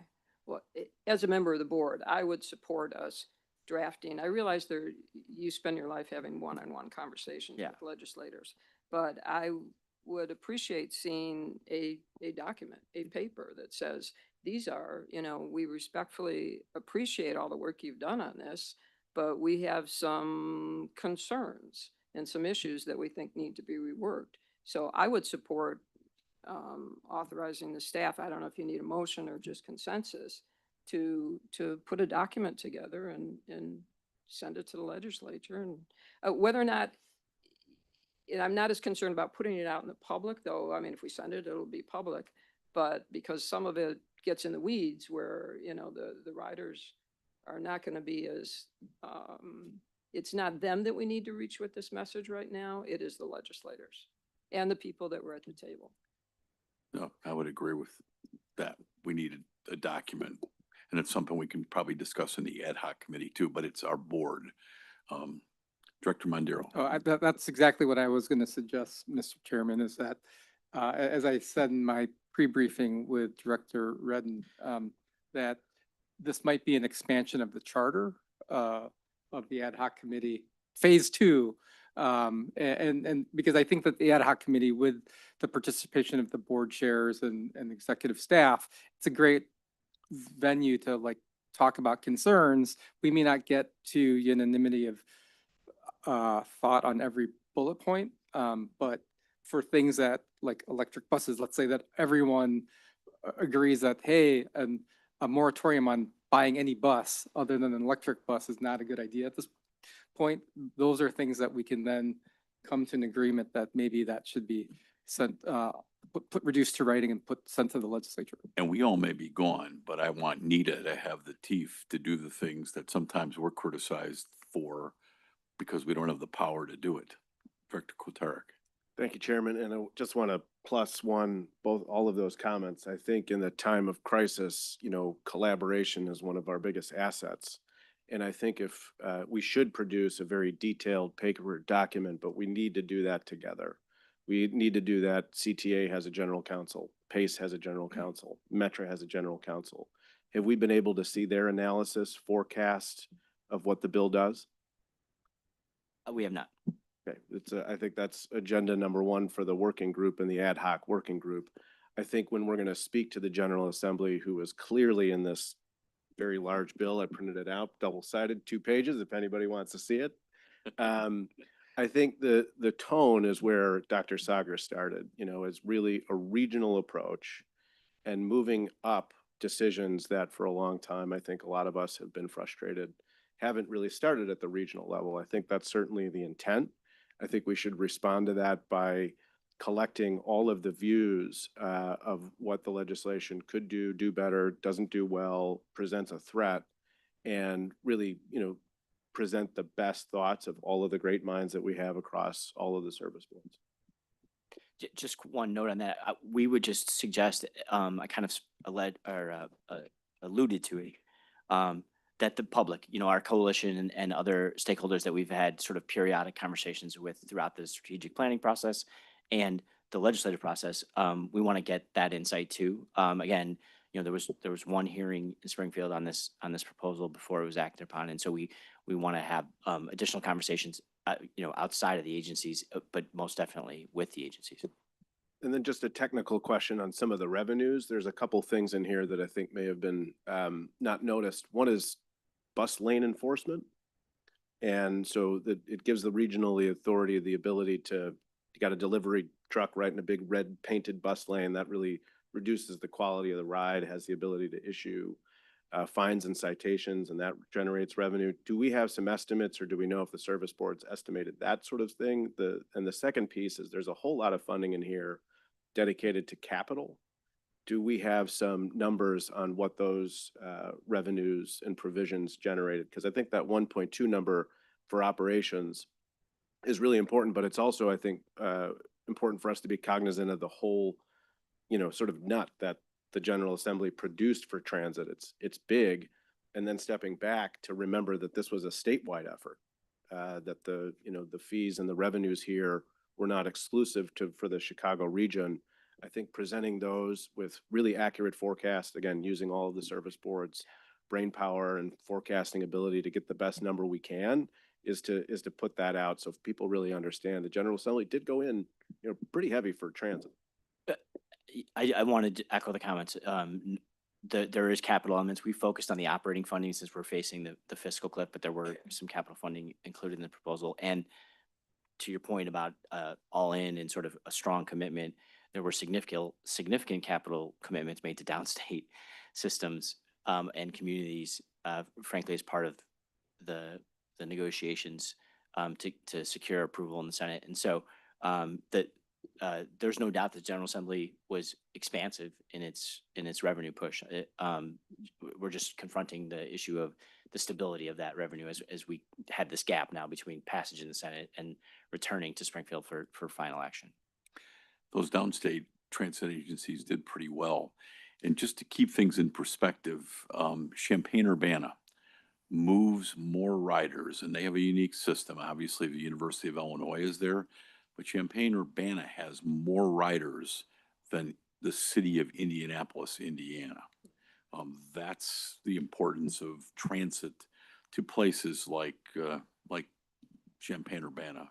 Peoria, Springfield, Quad Cities, very, very robust systems, including the Metro East in St. Louis. So I wish we did as well as the downstaters, but I understand the political dynamics of making sure they're part of the process. And they have great leadership, and they cooperate very well with us. And we are members of the Illinois Public Transportation Association. Yes. I bet you we're their largest dues payer too. Director Katarga, just to close that out, just for the record, the proposed legislation did utilize interest on the road fund to dedicate to transit capital, and it's estimated around the $200 to $220 million, I believe. So I want to know for the record that is a meaningful commitment to transit capital. And I always remind my road builder friends, our buses ride on roads. And the operating engineers build our bridges. And tunnels. And tunnels, right. Dr. Sager.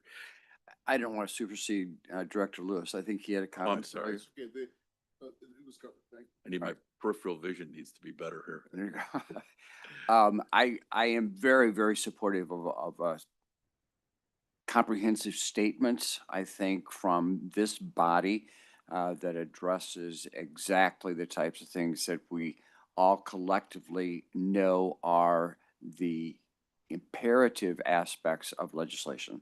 So I do think that that's very important. And I support the comments that were made by Director Katarka as well. And I think it leads to what we all recognize as the practicality of getting something passed. And that is that we have to be able to tell our story, and we have to be able to make our suggestions, but we also have to do that being cognizant of and framing it in the reference of what are the primary elements of directive, need, priority, concern of the legislature itself. Because, and this effort of supporting the other transit systems is paramount to that. But there are other elements as well. Obviously, environmental is a huge aspect of what the legislature and the governor's office is expecting. And I believe that we need to be very cognizant of that. The fiscal management and sustainability is a huge issue for us to be looking at now. The legislature is saying if we're going to put money in now, we want to make sure that it's sustainable. And how is this going to reference to our capacity in the future? We have a concern about capital investment, obviously. That's something that is absolutely necessary.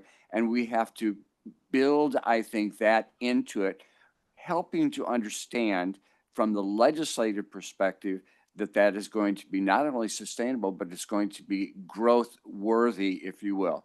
One of the things that I always have thought about that I've been concerned of is the fact that Metra per se, I don't think has done a particularly good job.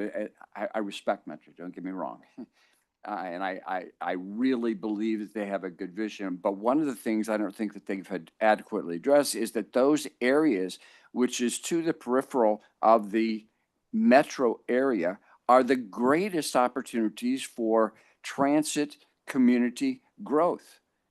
That's where it rests. You're going to get more growth in those collar counties that are potential for ridership increases and improvements, but we don't get to that. So that the reason I state that is because that to me is a part of the visionary effort that does truly meet an underlying goal of the legislature, and that is ultimately sustainability. Nobody in the legislature wants to see this issue continue to come up every 10, 15, 20 years. So how do we provide them with a degree of comfort and surety that we are going to establish and support a system which is going to be sustainable, but sustainable not just in terms of operations, but in terms of capital growth as well. So those are the types of things that I think we need to emphasize in our statements, because to me, that's what legislators are looking at. And I've never been in the seat, you have, Chair, but we have to hit what they need, what they can support to their constituents. And so we have to make a package that is going to do that. Absolutely. Director Yonan.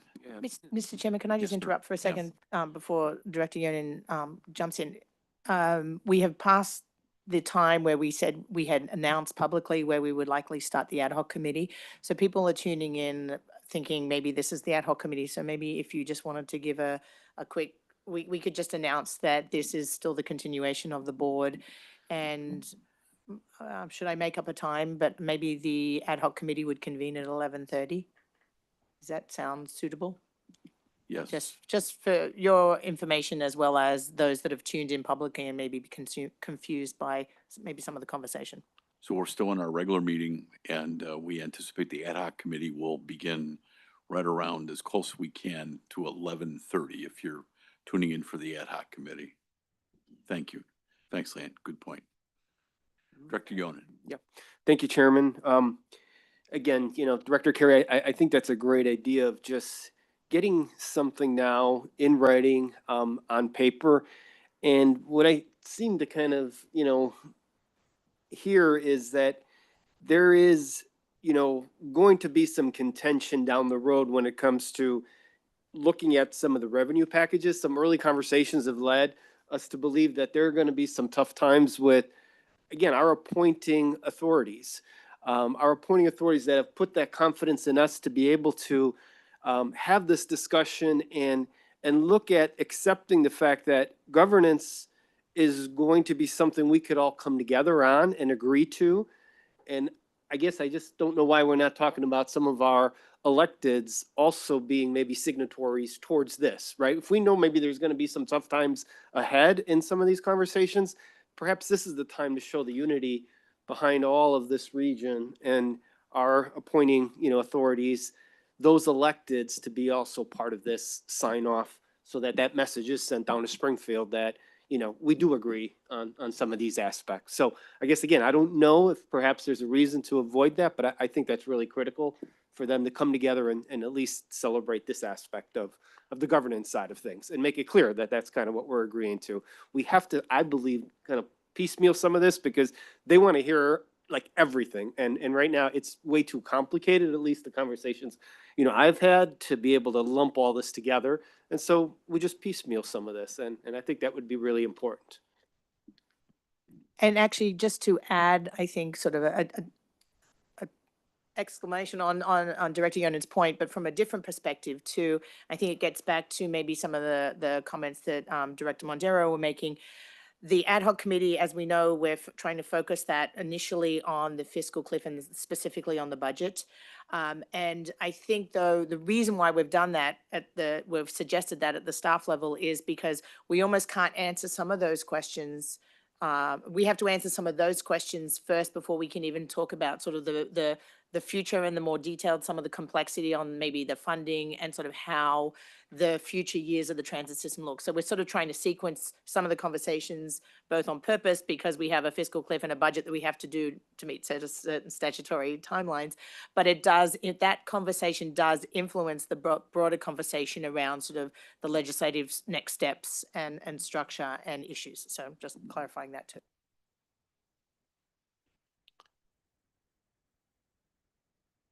Anything else on this topic, other than a reminder that Argonne National Laboratory thinks that the RTA system and our mass transit system produces $35 billion of economic activity for the state of Illinois, and that puts money in the school systems of Peoria and Pinckneyville.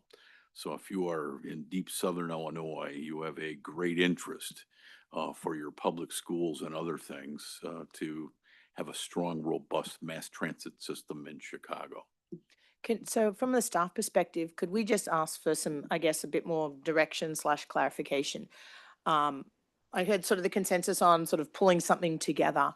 Also, there's, I think, some recognition that we're not going to answer every question. There might be a series of sort of pieces that we put together. But is it the sense of the board that you're looking for us to maybe summarize at least sort of an initial cut of what sort of versions of the summary that Rob walked through today, based on some of the feedback you got, present that to you with an eye on that being distributed to the state, to our legislative leaders initially, and maybe available for further public conversation, et cetera. Is that the consensus of the board? This is mine. Director Lewis. Lynn, I think that is a definite step in the right direction. There's some inherent strengths, but some inherent weaknesses in what was proposed. And it's the weaknesses that we need to kind of get, I think, teased out so that they're identified clearly and no one can say, gosh, you should have told me about that. So for example, a good example is, and it's pointed out by Rob, we don't have any more authority, or this NETA doesn't have any more authority than the RTA does. We've talked at length about, somebody's got to be able to absolutely say yes or no to a proposal and have that have enforcement. So yes, a listing, as I think Pat suggested, of those inherent elements that need to be either added to or amended would be something I think would be a great next step. I think that's the right direction. I'll just add a little bit of more nuance because I think it's worthy of Director Yonin's goal, sort of the end game of having appointing authorities speaking in a collective voice about what's happening in Springfield. But I think the steps to get there is first getting all of that different analysis from the service boards, really, having us all have eyes on it as you produce one comprehensive review of the legislation. And then in those places, and particularly Director Lewis, where you find that there's inadequacy, the bonding, for example, is a really big issue, that we offer solutions, in that analysis. And so that it's not just us pointing up to a problem, but offering a solution. I think then that's that base of knowledge from the best minds that we can then go to the appointing authorities, and we've done our homework. We've done this collaboratively. Here's where we think the regional message is. I think that pre-homework's got to get done really quick. That's one of the reasons we're going to form that ad hoc committee. Rob, thank you. I'm sorry, Director Jenkins. And I think it should be high level. I mean, obviously, this document is not going to go over all of the issues, but if we can just hit micro and many of the things that were discussed today would be great. And I think staff will work to identify both the strengths and the positives within the bill, as well as sort of the challenges or things that we think need to be further conversation or be addressed. Super, thank you.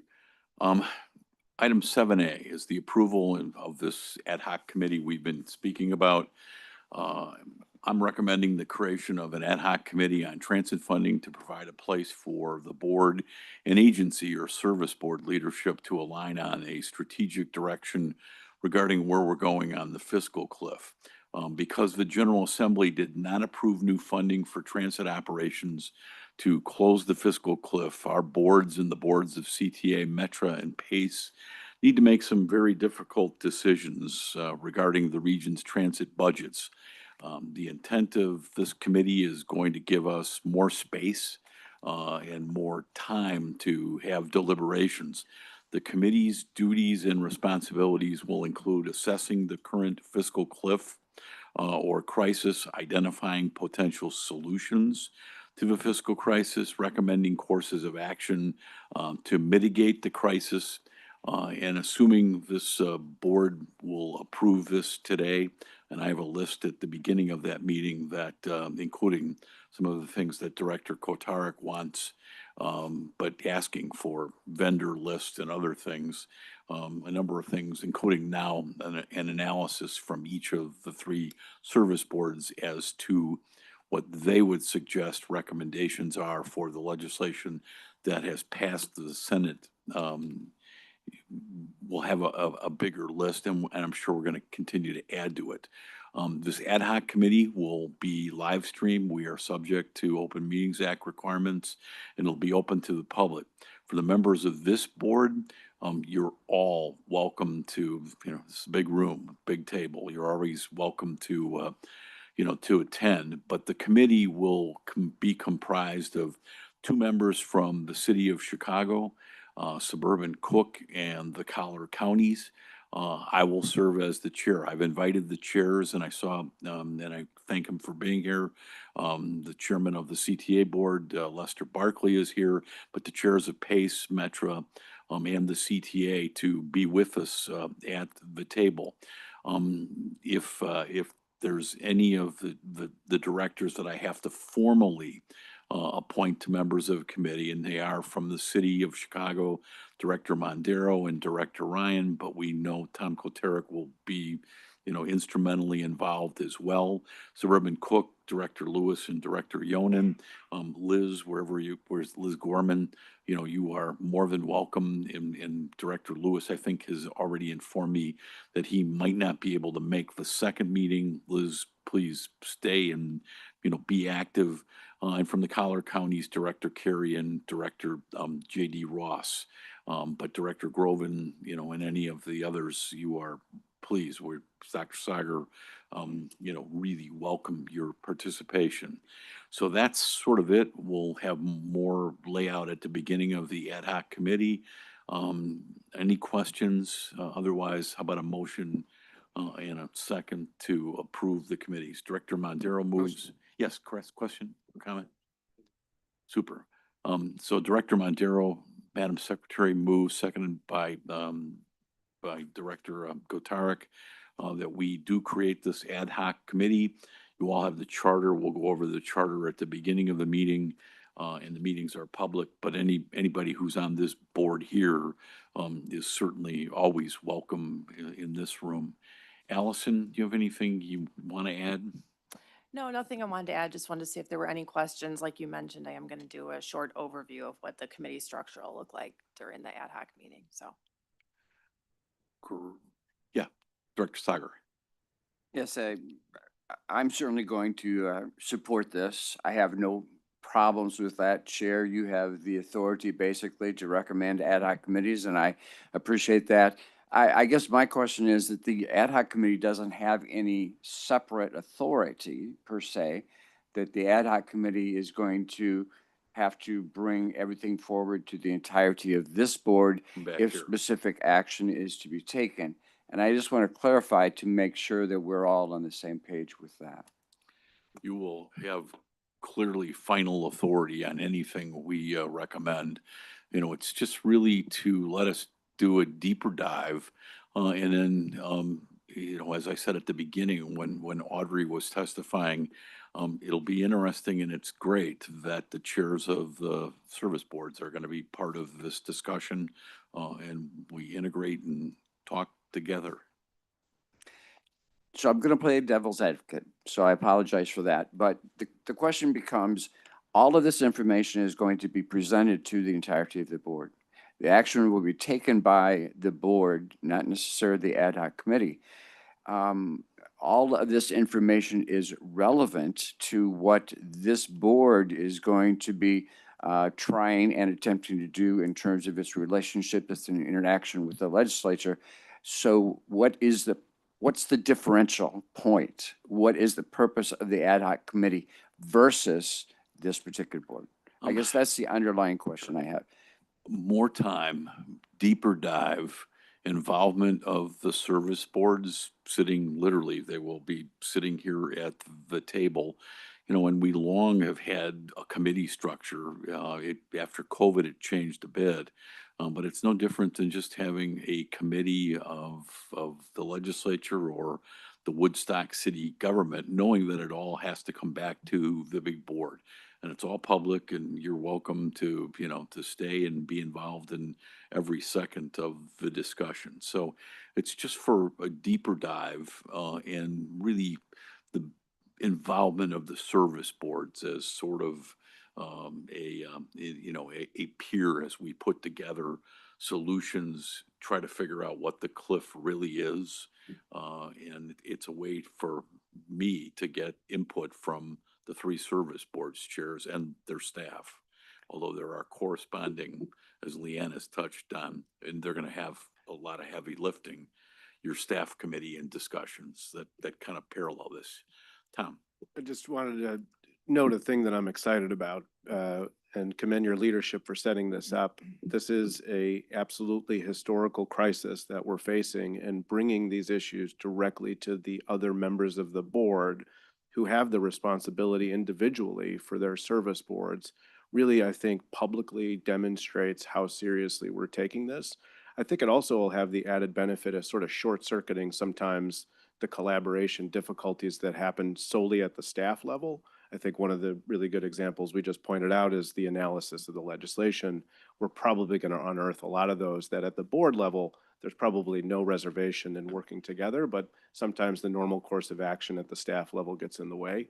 And so I think it's really presenting to the General Assembly, like we're taking ownership over this. This is serious, and we're going to do it at the highest level possible. I get your comments. Well, once again, I just want to assure you that I'm going to support this. I think this is the right action to be taken, but I do think it's important for to have a bit of discussion up front before we vote on this. No, So thank you. absolutely. Good. Thank you very much, as always. All right, we have a motion and a second to approve and to establish this ad hoc committee. And with that, Madam Secretary, how about a roll call? Director Carey? Aye. Director Colson? Yes. Director Gorman? Aye. Director Groven? Yes. Director Jenkins? Aye. Director Katarg? Aye. Director Lewis? Yes. Director Mondero? Yes. Director Rotondo? Yes. Director Ross? Yes. Director Ryan? Yes. Director Sauger? Yes. Director Walker? Yes. Director Yonan? Aye. And Chairman Dillard. Yes. We have 15 ayes. All right, and the committee is approved and established. Thank you. Items 7B and 7C are the approval of the contract and expenditure items as they appear on the board agenda. Item B is an appointment of the RTA, of a new RTA pension trustee. You've all had her resume. She's great, has also, aside from being a financial expert, she's from the transit environment, let's put it that way. And 7C is the approval of travel expenses as they are presented in the board agenda. Any questions on that? If not, how about a motion to approve 7B and 7C? Director Lewis moves, seconded by Director Rotondo. And with that, Joey, roll call, please. Director Carey? Aye. Director Colson? Director Gorman? Aye. Director Groven? Aye. Director Jenkins? Aye. Director Katarg? Aye. Director Lewis? Aye. Director Mondero? Yes. Director Rotondo? Yes. Director Ross? Yes. Director Ryan? Yes. Director Sauger? Yes. Director Walker? Aye. Director Yonan? Aye. And Chairman Dillard. Yes. 15 ayes. So items B and C there are approved. Any new business to come before the board? Leanne or Joey, just logistically, what do you think? 11:40? Yeah, if we Um, can, maybe like a 15-minute break to give Well, let's do people. 11:45. We need to reconfigure this room just a little bit for the ad hoc committee, and probably some of us need a biological break, as I call it. So if there's no further business to come before the board, the ad hoc committee will meet for the first time at 11:45 in about 15 minutes. Our next meeting will be August 21st, 2025 at 9 a.m. And if there's no further business to come before the RTA board today, all those in favor of adjourning say aye. Aye. Opposed, nay. Ayes have it, and we are adjourned. I need a Thank- motion and a second for adjournment. For adjournment. So Director Mondero moves, seconded by Director Groven, that we adjourn. With that, all those in favor say aye. Aye. Opposed,